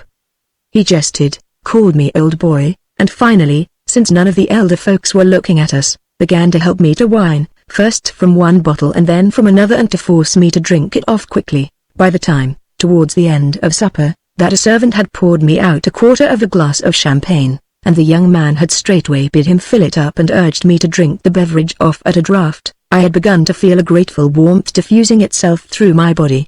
I also felt well disposed towards my kind patron, and began to laugh heartily at everything. Suddenly the music of the Grossvater dance struck up, and everyone rushed from the table. My friendship with the young man had now outlived its day, so, whereas he joined a group of the older folks, I approached Madame Valakin to hear what she and her daughter had to say to one another. Just half an hour more? Sanichka was imploring her. Impossible, my dearest, yet, only to please me just this once? Sanichka went on persuasively. Well, what if I should be ill tomorrow through all this dissipation? Rejoined her mother, and was incautious enough to smile. There. You do consent, and we can stay after all. Exclaimed Sanichka, jumping for joy. What is to be done with such a girl? Said Madame. Well, run away and dance. See, she added on perceiving myself, here is a cavalier ready waiting for you. Sanichka gave me her hand, and we darted off to the salon. The wine, added to Sanichka's presence and gaiety, had at once made me forget all about the unfortunate end of the mazurka. I kept executing the most splendid feats with my legs, now imitating a horse as he throws out his hooves in the trot, now stamping like a sheep infuriated at a dog, and all the while laughing regardless of appearances. Sanichka also laughed unceasingly, whether we were whirling round in a circle or whether we stood still to watch an old lady whose painful movements with her feet showed the difficulty she had in walking. Finally Sanichka nearly died of merriment when I jumped halfway to the ceiling in proof of my skill. As I passed a mirror in Grandmamma's boudoir and glanced at myself, I could see that my face was all in a perspiration and my hair disheveled, the top knot, in particular, being more erect than ever. Yet my general appearance looked so happy, healthy, and good-tempered that I felt wholly pleased with myself. If I were always as I am now, I thought, I might yet be able to please people with my looks. Yet as soon as I glanced at my partner's face again, and saw not only the expression of happiness, health, and good temper which had just pleased me in my own, but also a fresh and enchanting beauty besides, I felt dissatisfied with myself again. I understood how silly of me it was to hope to attract the attention of such a wonderful being as Sanichka. I could not hope for reciprocity, could not even think of it, yet my heart was overflowing with happiness. I could not imagine that the feeling of love which was filling my soul so pleasantly could require any happiness still greater, or wish for more than that happiness should never cease. I felt perfectly contented. My heart beat like that of a dove, with the blood constantly flowing back to it, and I almost wept for joy. As we passed through the hall and peered into a little dark storeroom beneath the staircase, I thought, what bliss it would be if I could pass the rest of my life with her in that dark corner, and never let anybody know that we were there. It has been a delightful evening, hasn't it? I asked her in a low, tremulous voice. Then I quickened my steps as much out of fear of what I had said as out of fear of what I had meant to imply. Yes, very. She answered, and turned her face to look at me with an expression so kind that I ceased to be afraid. I went on. Particularly since supper. Yet if you could only know how I regret, I had nearly said how miserable I am at your going, and to think that we shall see each other no more. But why shouldn't we? She asked, looking gravely at the corner of her pocket handkerchief, and gliding her fingers over a latticed screen which we were passing. Every Tuesday and Friday I go with Mama to the Ivarskoye Prospect. I suppose you go for walks too sometimes? Well, certainly I shall ask to go for one next Tuesday, and if they won't take me I shall go by myself even without my hat, if necessary. I know the way all right. Do you know what I have just thought of? She went on. You know, I call some of the boys who come to see us thou. Shall you and I call each other thou too? Wilt thou? She added, bending her head towards me and looking me straight in the eyes. At this moment a more lively section of the Grossvater dance began. Give me your hand, I said, under the impression that the music and din would drown my exact words, but she smilingly replied, "Thy hand, not your hand." Yet the dance was over before I had succeeded in saying thou, even though I kept conning over phrases in which the pronoun could be employed and employed more than once. All that I wanted was the courage to say it, wilt thou? And thy hand sounded continually in my ears, and caused in me a kind of intoxication. I could hear and see nothing but Sanichka. I watched her mother take her curls, lay them flat behind her ears, thus disclosing portions of her forehead and temples which I had not yet seen, and wrap her up so completely in the green shawl that nothing was left visible but the tip of her nose. Indeed, I could see that, if her little rosy fingers had not made a small opening near her mouth, she would have been unable to breathe. Finally I saw her leave her mother's arm for an instant on the staircase, and turn and nod to us quickly before she disappeared through the doorway. Woloda, the Iwins, the young Prince Ishine, and myself were all of us in love with Sanichka, and all the standing on the staircase to follow her with our eyes. To whom in particular she had nodded I do not know, but at the moment I firmly believed it to be myself. In taking leave of the Iwins, I spoke quite unconcernedly, and even coldly, to Seriashaw before I finally shook hands with him. Though he tried to appear absolutely indifferent, I think that he understood that from that day forth he had lost both my affection and his power over me, as well as that he regretted it. Chapter 24 In bed. How could I have managed to be so long and so passionately devoted to Seriashaw? I asked myself as I lay in bed that night. He never either understood, appreciated, or deserved my love. But Sonichka, what a darling she is.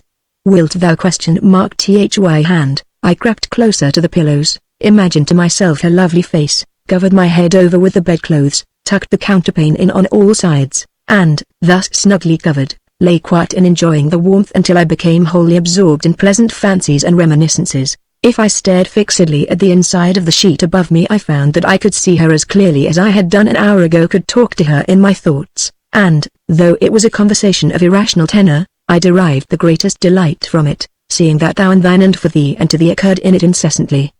These fancies were so vivid that I could not sleep for the sweetness of my emotion, and felt as though I must communicate my superabundant happiness to someone. But darling, I said, half aloud, as I turned over, then, Woloda, are you asleep? No, he replied in a sleepy voice. What's the matter? I am in love, Woloda, terribly in love with Sonichka. Well? Anything else? He replied, stretching himself. Oh, but you cannot imagine what I feel just now. As I lay covered over with the counterpane, I could see her and talk to her so clearly that it was marvelous. And, do you know, while I was lying thinking about her, I don't know why it was, but all at once I felt so sad that I could have cried. Woloda made a movement of some sort. One thing only I wish for, I continued, and that is that I could always be with her and always be seeing her. Just that. You are in love too, I believe. Confess that you are. It was strange, but somehow I wanted everyone to be in love with Sonichka, and everyone to tell me that they were so. So that's how it is with you? Said Woloda, turning round to me. Well, I can understand it. I can see that you cannot sleep, I remarked, observing by his bright eyes that he was anything but drowsy. Well, cover yourself over so, and I pulled the bedclothes over him, and then let us talk about her. Isn't she splendid? If she were to say to me, Nikolinka, jump out of the window, or jump into the fire, I should say, yes, I will do it at once and rejoice in doing it. Oh, how glorious she is, I went on picturing her again and again to my imagination, and, to enjoy the vision the better, turned over on my side and buried my head in the pillows, murmuring, oh, I want to cry. Woloda, what a fool you are, he said with a slight laugh. Then, after a moment's silence, he added, I am not like you. I think I would rather sit and talk with her. Ah, then you are in love with her? I interrupted, and then, went on Woloda, smiling tenderly, kiss her fingers and eyes and lips and nose and feet, kiss all of her. How absurd! I exclaimed from beneath the pillows. Ah, you don't understand things, said Woloda with contempt. I do understand. It's you who don't understand things, and you talk rubbish, too, I replied, half crying. Well, there is nothing to cry about, he concluded. She is only a girl. Chapter 25 The letter. On the 16th of April, nearly 6 months after the day just described, Papa entered our schoolroom and told us that that night we must start with him for our country house. I felt a pang at my heart when I heard the news, and my thoughts at once turned to Mama. The cause of our unexpected departure was the following letter. Petrovsk, 12th April. Only this moment, that is at 10 o'clock in the evening, have I received your dear letter of the 3rd of April, but as usual, I answer it at once. Fedor brought it yesterday from town, but, as it was late, he did not give it to Mimi till this morning, and Mimi, since I was unwell, kept it from me all day. I have been a little feverish. In fact, to tell the truth, this is the 4th day that I have been in bed, yet do not be uneasy. I feel almost myself again now, and if Ivan Vassilitch should allow me, I think of getting up tomorrow. On Friday last I took the girls for a drive, and, close to the little bridge by the turning onto the high road, the place which always makes me nervous, the horses and carriage stuck fast in the mud. Well, the day being fine, I thought that we would walk a little up the road until the carriage should be extricated, but no sooner had we reached the chapel than I felt obliged to sit down. I was so tired, and in this way half an hour passed while help was being sent for to get the carriage dug out. I felt cold, for I had only thin boots on, and they had been wet through. After luncheon too, I had alternate cold and hot fits, yet still continued to follow our ordinary routine. When tea was over I sat down to the piano to play a duet with Lubotshka. You would be astonished to hear what progress she has made, but imagine my surprise when I found that I could not count the beats. Several times I began to do so, yet always felt confused in my head, and kept hearing strange noises in my ears. I would begin 1 2 3 and then suddenly go on apostrophe 8 15, and so on, as though I were talking nonsense and could not help it. At last Mimi came to my assistance and forced me to retire to bed. That was how my illness began, and it was all through my own fault. The next day I had a good deal of fever, and our good Ivan Vassilitch came. He has not left us since, but promises soon to restore me to the world. What a wonderful old man he is! While I was feverish and delirious he sat the whole night by my bedside without once closing his eyes, and at this moment, since he knows I am busy writing, he is with the girls in the divan, and I can hear him telling them German stories, and them laughing as they listen to him. La Belle Flamande, as you call her, is now spending her second week here as my guest, her mother having gone to pay a visit somewhere, and she is most attentive and attached to me. She even tells me her secret affairs. Under different circumstances her beautiful face, good temper, and youth might have made a most excellent girl of her, but in the society in which according to her own account, she moves she will be wasted. The idea has more than once occurred to me that, had I not had so many children of my own, it would have been a deed of mercy to have adopted her. Lubotshka had meant to write to you herself, but she has torn up 3 sheets of paper, saying, I know what a quizzer papa always is. If he were to find a single fault in my letter he would show it to everybody. Katinka is as charming as usual, and Mimi, too, is good, but tiresome. Now let me speak of more serious matters. You write to me that your affairs are not going well this winter, and that you wish to break into the revenues of Chabarovska.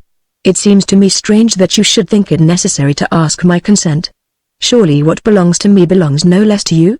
You are so kind-hearted, dear, that, for fear of worrying me, you conceal the real state of things, but I can guess that you have lost a great deal at cards, as also that you are afraid of my being angry at that.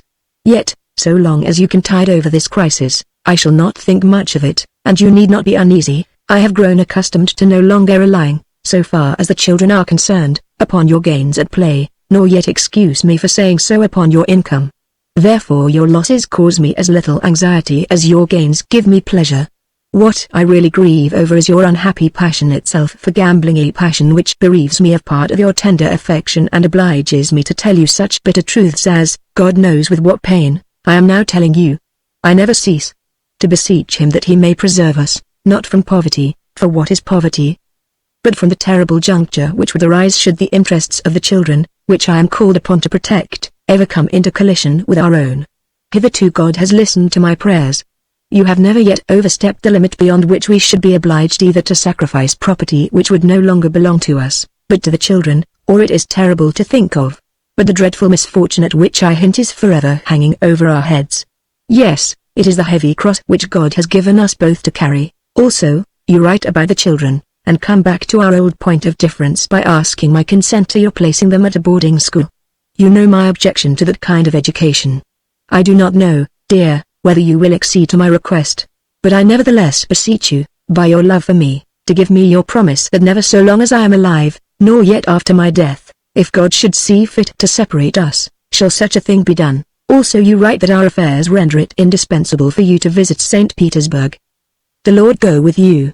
Go and return as soon as possible. Without you we shall all of us be lonely. Spring is coming in beautifully. We keep the door onto the terrace always open now, while the path to the orangery is dry and the peach trees are in full blossom. Only here and there is there a little snow remaining. The swallows are arriving, and today Lubotshka brought me the first flowers. The doctor says that in about 3 days' time I shall be well again and able to take the open air and to enjoy the April sun. Now, au revoir, my dearest one. Do not be alarmed, I beg of you, either on account of my illness or on account of your losses at play. End the crisis as soon as possible, and then return here with the children for the summer. I am making wonderful plans for our passing of it, and I only need your presence to realize them. The rest of the letter was written in French, as well as in a strange, uncertain hand, on another piece of paper. I transcribe it word for word. Do not believe what I have just written to you about my illness. It is more serious than anyone knows. I alone know that I shall never leave my bed again. Do not, therefore, delay a minute in coming here with the children. Perhaps it may yet be permitted me to embrace and bless them. It is my last wish that it should be so. I know what a terrible blow this will be to you, but you would have had to hear it sooner or later, if not from me, at least from others. Let us try to bear the calamity with fortitude, and place our trust in the mercy of God. Let us submit ourselves to His will. Do not think that what I am writing is some delusion of my sick imagination. On the contrary, I am perfectly clear at this moment, and absolutely calm.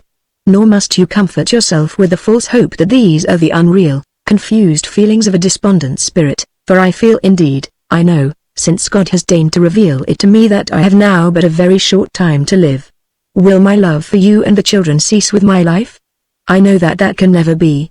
At this moment I am too full of that love to be capable of believing that such a feeling, which constitutes a part of my very existence, can never perish. My soul can never lack its love for you, and I know that that love will exist forever, since such a feeling could never have been awakened if it were not to be eternal. I shall no longer be with you, yet I firmly believe that my love will cleave to you always, and from that thought I glean such comfort that I wait the approach of death calmly and without fear. Yes, I am calm, and God knows that I have ever looked, and do look now, upon death as no mere than the passage to a better life. Yet why do tears blind my eyes? Why should the children lose a mother's love? Why must you, my husband, experience such a heavy and unlooked-for blow? Why must I die when your love was making life so inexpressibly happy for me? But His holy will be done. The tears prevent my writing more. It may be that I shall never see you again. I thank you, my darling, beyond all price, for all the felicity with which you have surrounded me in this life. Soon I shall appear before God Himself to pray that He may reward you. Farewell, my dearest. Remember that, if I am no longer here, my love will nonetheless never and nowhere fail you. Farewell, Woloda. Farewell, my pet. Farewell, my Benjamin, my little Nikolinka. Surely they will never forget me. With this letter had come also a French note from Mimi, in which the latter said, "The sad circumstances of which she has written to you are but too surely confirmed by the words of the doctor. Yesterday evening she ordered the letter to be posted at once, but, thinking as she did so in delirium, I waited until this morning, with the intention of sealing and sending it then. Hardly had I done so when Natalia Nielevna asked me what I had done with the letter and told me to burn it if not yet dispatched. She is forever speaking of it, and saying that it will kill you. Do not delay your departure for an instant if you wish to see the angel before she leaves us. Pray excuse this scribble, but I have not slept now for 3 nights. You know how much I love her." Later I heard from Natalia Savishna, who passed the whole of the night of the 11th April at Mama's bedside, that, after writing the first part of the letter, Mama laid it down upon the table beside her and went to sleep for a while. "I confess," said Natalia Savishna, "that I too fell asleep in the armchair, and let my knitting slip from my hands.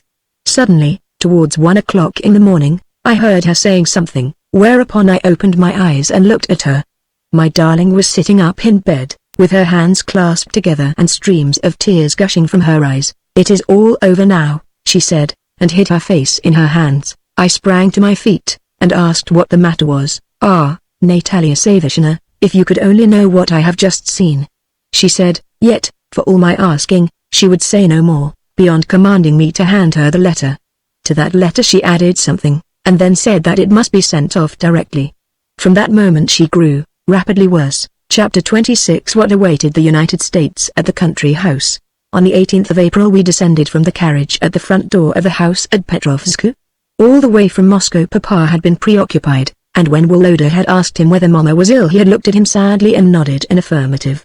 Nevertheless he had grown more composed during the journey, and it was only when we were actually approaching the house that his face again began to grow anxious, until, as he leapt from the carriage and asked Foka, who had run breathlessly to meet us, "How is Natalia Nielevna now?" His voice was trembling, and his eyes had filled with tears. The good, old Foka looked at us, and then lowered his gaze again. Finally he said as he opened the hall door and turned his head aside, "It is the 6th day since she has not left her bed." Milka, who, as we afterwards learned, had never ceased to whine from the day when Mama was taken ill, came leaping joyfully to meet Papa, and barking a welcome as she licked his hands, but Papa put her aside, and went first to the drawing room, and then into the divannaia, from which a door led into the bedroom. The nearer he approached the latter, the more did his movements express the agitation that he felt. Entering the divannaia he crossed it on tiptoe, seeming to hold his breath. Even then he had to stop and make the sign of the cross before he could summon up courage to turn the handle. At the same moment Mimi, with disheveled hair and eyes red with weeping, came hastily out of the corridor. "Ah, Peter Alexandrovich," she said in a whisper and with a marked expression of despair. Then, observing that Papa was trying to open the door, she whispered again, "Not here. This door is locked. Go round to the door on the other side." Oh, how terribly all this wrought upon my imagination, racked as it was by grief and terrible forebodings. So we went round to the other side. In the corridor we met the gardener, Akim, who had been wont to amuse us with his grimaces, but at this moment I could see nothing comical in him. Indeed, the sight of his thoughtless, indifferent face struck me more painfully than anything else. In the maidservants' hall, through which we had to pass, 2 maids were sitting at their work, but rose to salute us with an expression so mournful that I felt completely overwhelmed. Passing also through Mimi's room, Papa opened the door of the bedroom, and we entered. The 2 windows on the right were curtained over, and close to them was seated Natalia Savishna, spectacles on nose and engaged in darning stockings. She did not approach us to kiss me as she had been used to do, but just rose and looked at us, her tears beginning to flow afresh. Somehow it frightened me to see everyone, on beholding us, begin to cry, although they had been calm enough before. On the left stood the bed behind a screen, while in the great armchair the doctor lay asleep. Beside the bed a young, fair-haired and remarkably beautiful girl in a white morning wrapper was applying ice to Mama's head, but Mama herself I could not see. This girl was La Belle Flamande, of whom Mama had written, and who afterwards played so important a part in our family life. As we entered she disengaged one of her hands, straightened the pleats of her dress on her bosom, and whispered, "She is insensible." Though I was in an agony of grief, I observed at that moment every little detail. It was almost dark in the room, and very hot, while the air was heavy with a mingled scent of mint, eau de cologne, chamomile, and Hoffman's pasties. The latter ingredient caught my attention so strongly that even now I can never hear of it, or even think of it, without my memory carrying me back to that dark, close room, and all the details of that dreadful time. Mama's eyes were wide open, but they could not see us. Never shall I forget the terrible expression in them, the expression of agonies of suffering. Then we were taken away. When, later, I was able to ask Natalia Savishna about Mama's last moments, she told me the following. "After you were taken out of the room, my beloved one struggled for a long time, as though someone were trying to strangle her. Then at last she laid her head back upon the pillow, and slept softly, peacefully, like an angel from heaven. I went away for a moment to see about her medicine, and just as I entered the room again my darling was throwing the bedclothes from off her and calling for your papa. He stooped over her, but strength failed her to say what she wanted to. All she could do was to open her lips and gasp, 'My God, my God! The children, the children!' I would have run to fetch you, but Ivan Vassilitch stopped me, saying that it would only excite her, it were best not to do so. Then suddenly she stretched her arms out and dropped them again. What she meant by that gesture the good God alone knows, but I think that in it she was blessing you the children whom she could not see. God did not grant her to see her little ones before her death. Then she raised herself up, did my love, my darling, yes, just so with her hands, and exclaimed in a voice which I cannot bear to remember, 'Mother of God, never forsake them.' Then the pain mounted to her heart, and from her eyes it was plain that she suffered terribly, my poor one. She sank back upon the pillows, tore the bedclothes with her teeth, and wept. Yes, and what then? I asked, but Natalia Savishna could say no more. She turned away and cried bitterly. Mama had expired in terrible agonies. Chapter 27 Grief. Late the following evening I thought I would like to look at her once more, so, conquering an involuntary sense of fear, I gently opened the door of the salon and entered on tiptoe. In the middle of the room, on a table, lay the coffin, with wax candles burning all around it on tall silver candelabra. In the further corner sat the chanter, reading the psalms in a low, monotonous voice. I stopped at the door and tried to look, but my eyes were so weak with crying, and my nerves so terribly on edge, that I could distinguish nothing. Every object seemed to mingle together in a strange blur: the candles, the brocade, the velvet, the great candelabra, the pink satin cushion trimmed with lace, the chaplet of flowers, the ribboned cap, and something of a transparent, wax-like color. I mounted a chair to see her face, yet where it should have been I could see only that wax-like, transparent something. I could not believe it to be her face. Yet, as I stood gazing at it, I at last recognized the well-known, beloved features. I shuddered with horror to realize that it was she. Why were those eyes so sunken? What had laid that dreadful paleness upon her cheeks, and stamped the black spot beneath the transparent skin on one of them? Why was the expression of the whole face so cold and severe? Why were the lips so white, and their outline so beautiful, so majestic, so expressive of an unnatural calm that, as I looked at them, a chill shudder ran through my hair and down my back? Somehow, as I gazed, an irrepressible, incomprehensible power seemed to compel me to keep my eyes fixed upon that lifeless face. I could not turn away, and my imagination began to picture before me scenes of her active life and happiness. I forgot that the corpse lying before me, now the thing at which I was gazing unconsciously as at an object which had nothing in common with my dreams, was she. I fancied I could see her now here, now alive, happy, and smiling. Then some well-known feature in the face at which I was gazing would suddenly arrest my attention, and in a flash I would recall the terrible reality and shudder, though still unable to turn my eyes away. Then again the dreams would replace reality, then again the reality put to flight the dreams. At last the consciousness of both left me, and for a while I became insensible. How long I remained in that condition I do not know, nor yet how it occurred.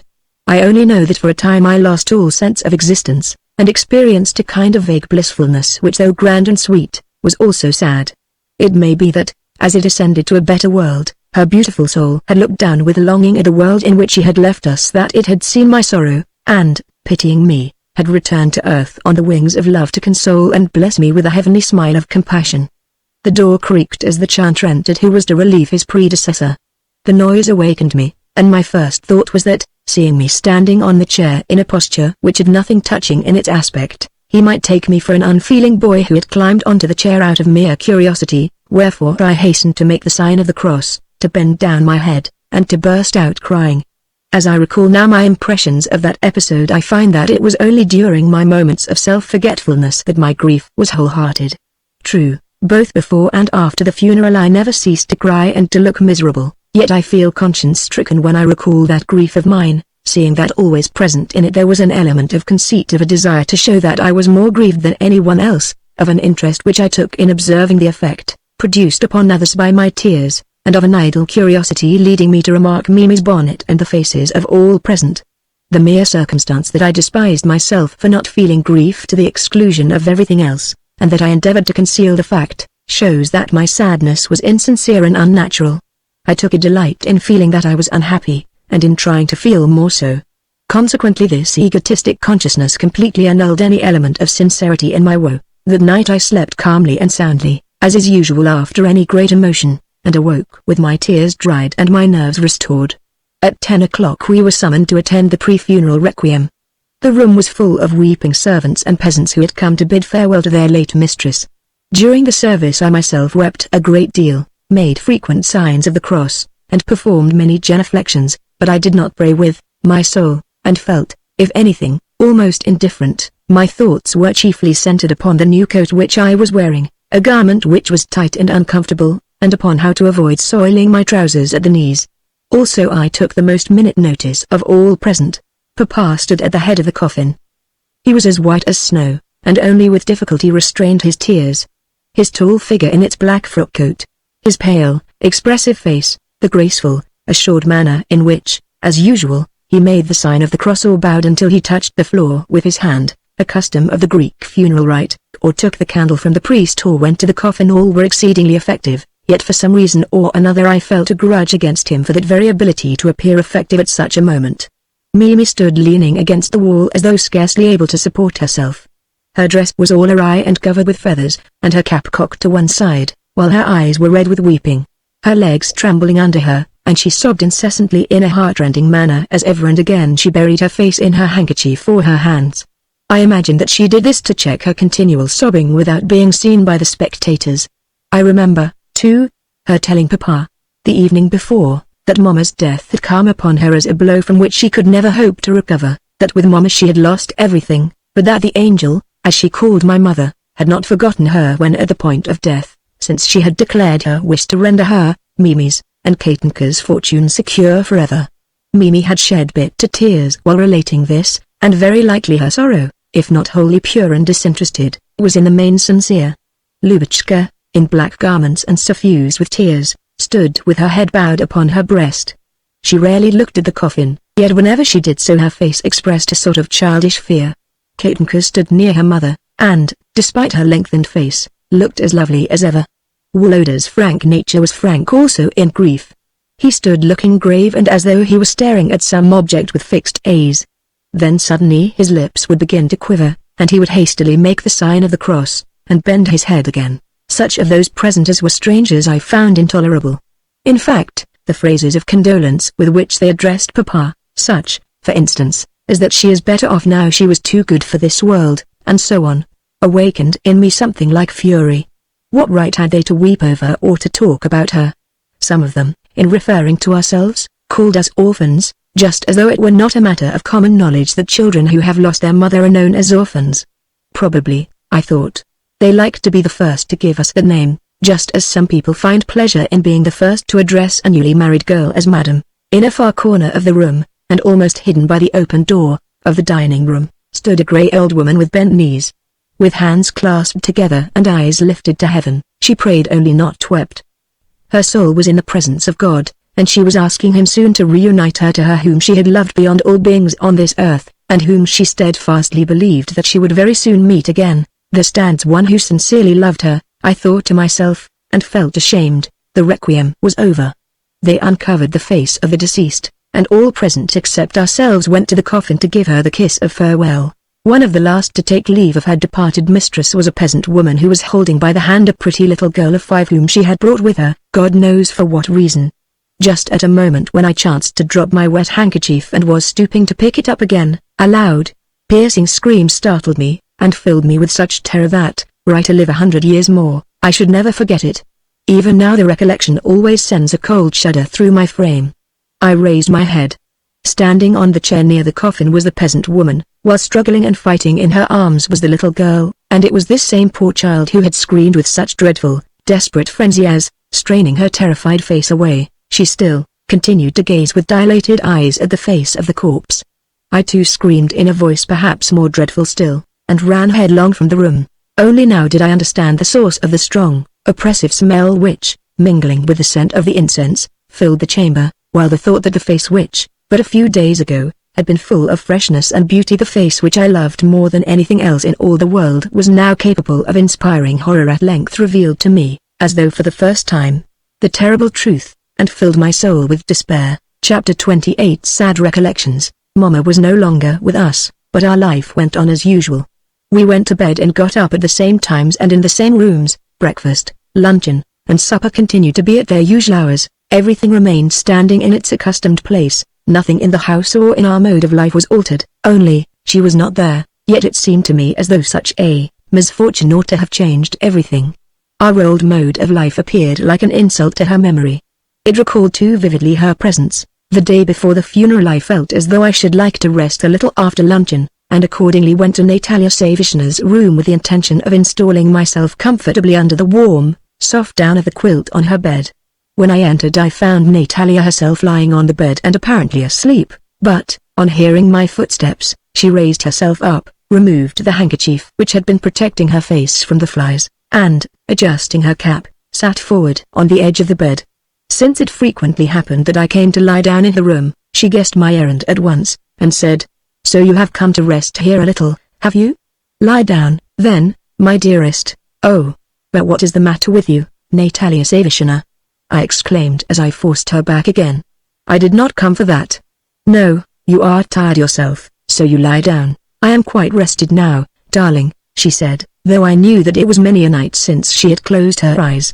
"Yes, I am indeed, and have no wish to sleep again," she added with a deep sigh. I felt as though I wanted to speak to her of our misfortune, since I knew her sincerity and love, and thought that it would be a consolation to me to weep with her. "Natalia Savishna," I said after a pause, as I seated myself upon the bed, "who would ever have thought of this?" The old woman looked at me with astonishment, for she did not quite understand my question. "Yes, who would ever have thought of it?" I repeated. "Ah, my darling," she said with a glance of tender compassion, "it is not only who would ever have thought of it, but who, even now, would ever believe it.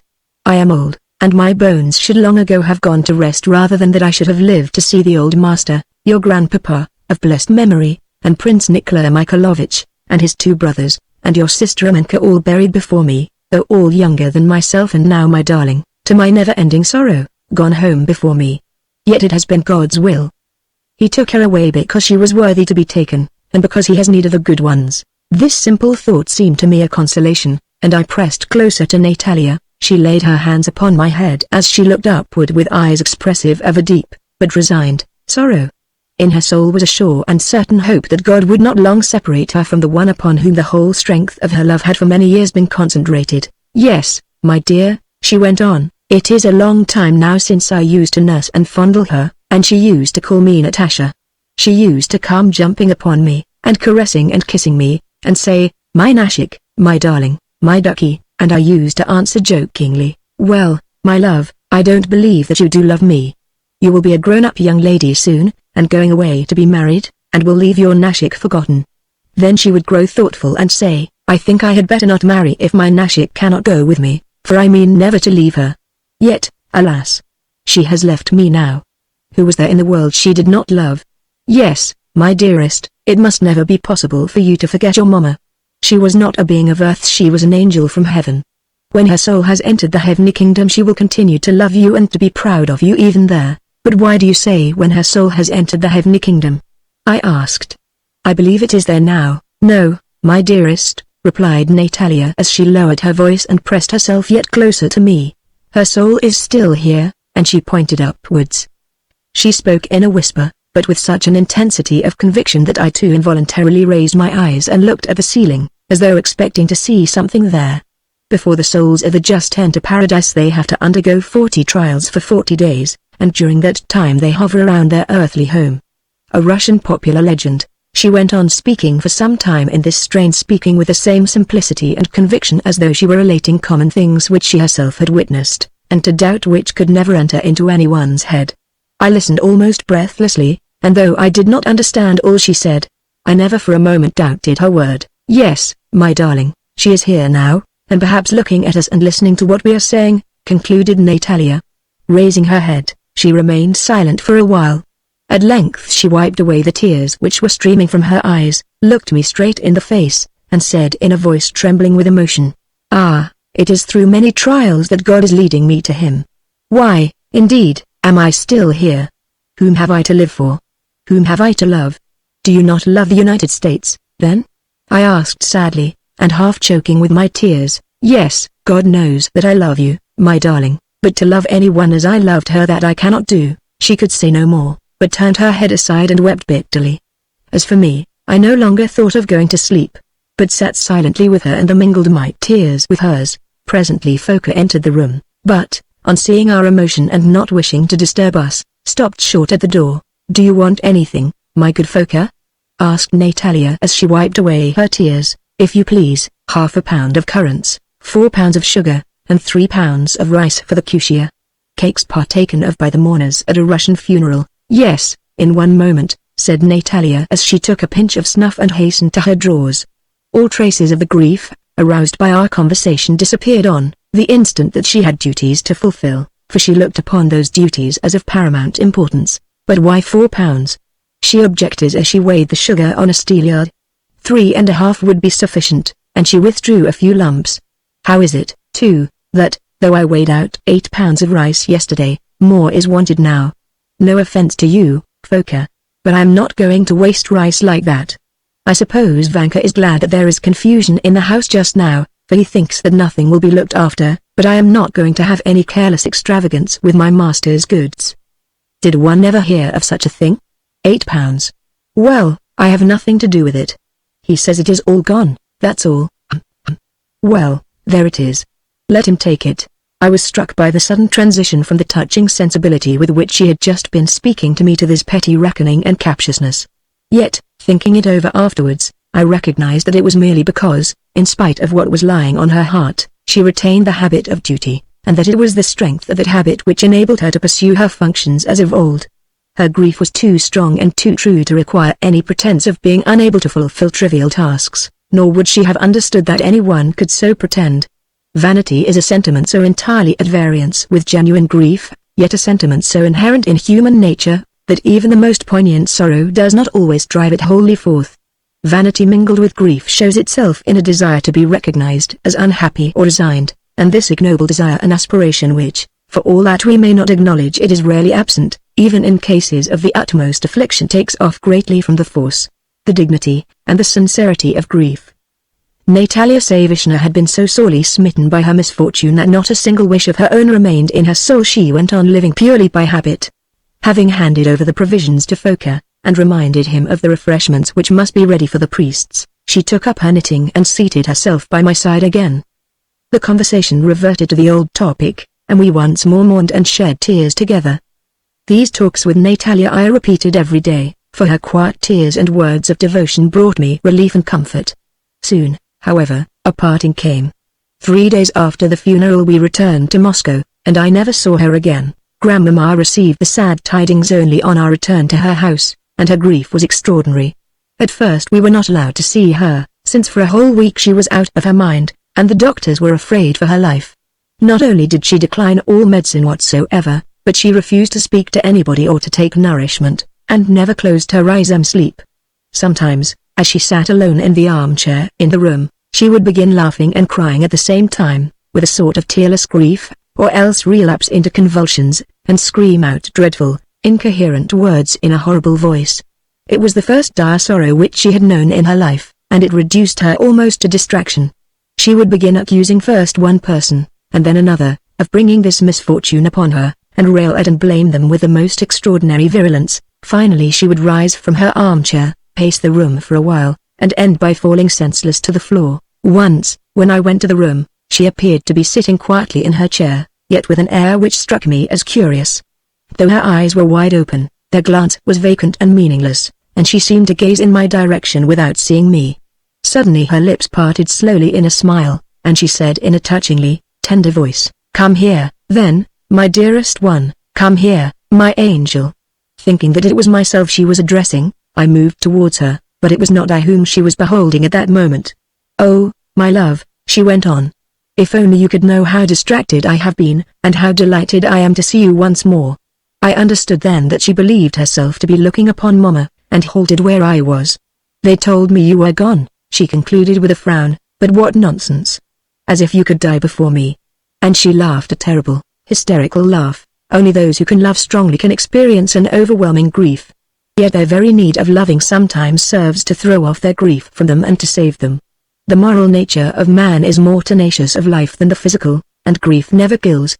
After a time Grandmama's power of weeping came back to her, and she began to recover. Her first thought when her reason returned was for us children, and her love for us was greater than ever. We never left her armchair, and she would talk of Mama, and weep softly, and caress us. Nobody who saw her grief could say that it was consciously exaggerated, for its expression was too strong and touching, yet for some reason or another my sympathy went out more to Natalia Savishna, and to this day I am convinced that nobody loved and regretted Mama so purely and sincerely as did that simple-hearted, affectionate being. With Mama's death the happy time of my childhood came to an end, and a new epoch, the epoch of my boyhood, began.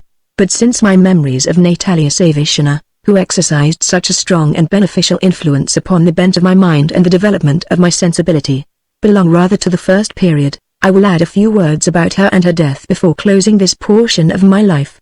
I heard later from people in the village that, after our return to Moscow, she found time hang very heavy on her hands. Although the drawers and shelves were still under her charge, and she never ceased to arrange and rearrange them, to take things out and to dispose of them afresh, she sadly missed the din and bustle of the seigneurial mansion to which she had been accustomed from her childhood up. Consequently grief, the alteration in her mode of life, and her lack of activity soon combined to develop in her a malady to which she had always been more or less subject. Scarcely more than a year after Mama's death dropsy showed itself, and she took to her bed. I can imagine how sad it must have been for her to go on living still more, to die alone in that great empty house at Petrovsk, with no relations or anyone near her. Everyone there esteemed and loved her, but she had formed no intimate friendships in the place, and was rather proud of the fact. That was because, enjoying her master's confidence as she did, and having so much property under her care, she considered that intimacies would lead to culpable indulgence and condescension. Consequently, and perhaps, also, because she had nothing really in common with the other servants, she kept them all at a distance, and used to say that she recognized neither kinsman nor godfather in the house. and would permit of no exceptions with regard to her master's property. Instead, she sought and found consolation in fervent prayers to God. Yet sometimes, in those moments of weakness to which all of us are subject, and when man's best solace is the tears and compassion of his fellow creatures, she would take her old dog Moska onto her bed, and talk to it, and weep softly over it as it answered her caresses by licking her hands, with its yellow eyes fixed upon her. When Moska began to whine, she would say as she quieted it, "Enough, enough. I know without thy telling me that my time is near." A month before her death she took out of her chest of drawers some fine white calico, white cambric, and pink ribbon, and, with the help of the maid-servants, fashioned the garments in which she wished to be buried. Next she put everything on her shelves in order and handed the bailiff an inventory which she had made out with scrupulous accuracy. All that she kept back was a couple of silk gowns, an old shawl, and Grandpapa's military uniform, things which had been presented to her absolutely, and which, thanks to her care and orderliness, were in an excellent state of preservation, particularly the handsome gold embroidery on the uniform. Just before her death, again, she expressed a wish that one of the gowns, a pink one, should be made into the robe de chamber for Woloda, that the other one, a many-colored gown, should be made into a similar garment for myself, and that the shawl should go to Lubotshka. As for the uniform, it was to devolve either to Woloda or to myself, according as the one or the other of us should first become an officer. All the rest of her property, save only 40 rubles, which she set aside for her commemorative rites and to defray the costs of her burial, was to pass to her brother, a person with whom, since he lived a dissipated life in a distant province, she had had no intercourse during her lifetime. When, eventually, he arrived to claim the inheritance, and found that its sum total only amounted to 25 rubles in notes, he refused to believe it, and declared that it was impossible that his sister, a woman who for 60 years had its sole charge in a wealthy house, as well as all her life had been penurious and averse to giving away even the smallest thing, should have left no more. Yet it was a fact. Though Natalia's last illness lasted for 2 months, she bore her sufferings with truly Christian fortitude. Never did she fret or complain, but, as usual, appealed continually to God. An hour before the end came she made her final confession, received the sacrament with quiet joy, and was accorded extreme unction. Then she begged forgiveness of everyone in the house for any wrong she might have done them, and requested the priest to send us word of the number of times she had blessed us for our love of her, as well as of how in her last moments she had implored our forgiveness if, in her ignorance, she had ever at any time given us offense. Yet a thief have I never been. Never have I used so much as a piece of thread that was not my own. Such was the one quality which she valued in herself. Dressed in the cap and gown prepared so long beforehand, and with her head resting upon the cushion made for the purpose, she conversed with the priest up to the very last moment, until, suddenly, recollecting that she had left him nothing for the poor, she took out 10 rubles, and asked him to distribute them in the parish. Lastly she made the sign of the cross, lay down, and expired, pronouncing with a smile of joy the name of the Almighty. She quitted life without a pang, and, so far from fearing death, welcomed it as a blessing. How often do we hear that said, and how seldom is it a reality? Natalia Savishna had no reason to fear death, for the simple reason that she died in a sure and certain faith and in strict obedience to the commands of the gospel.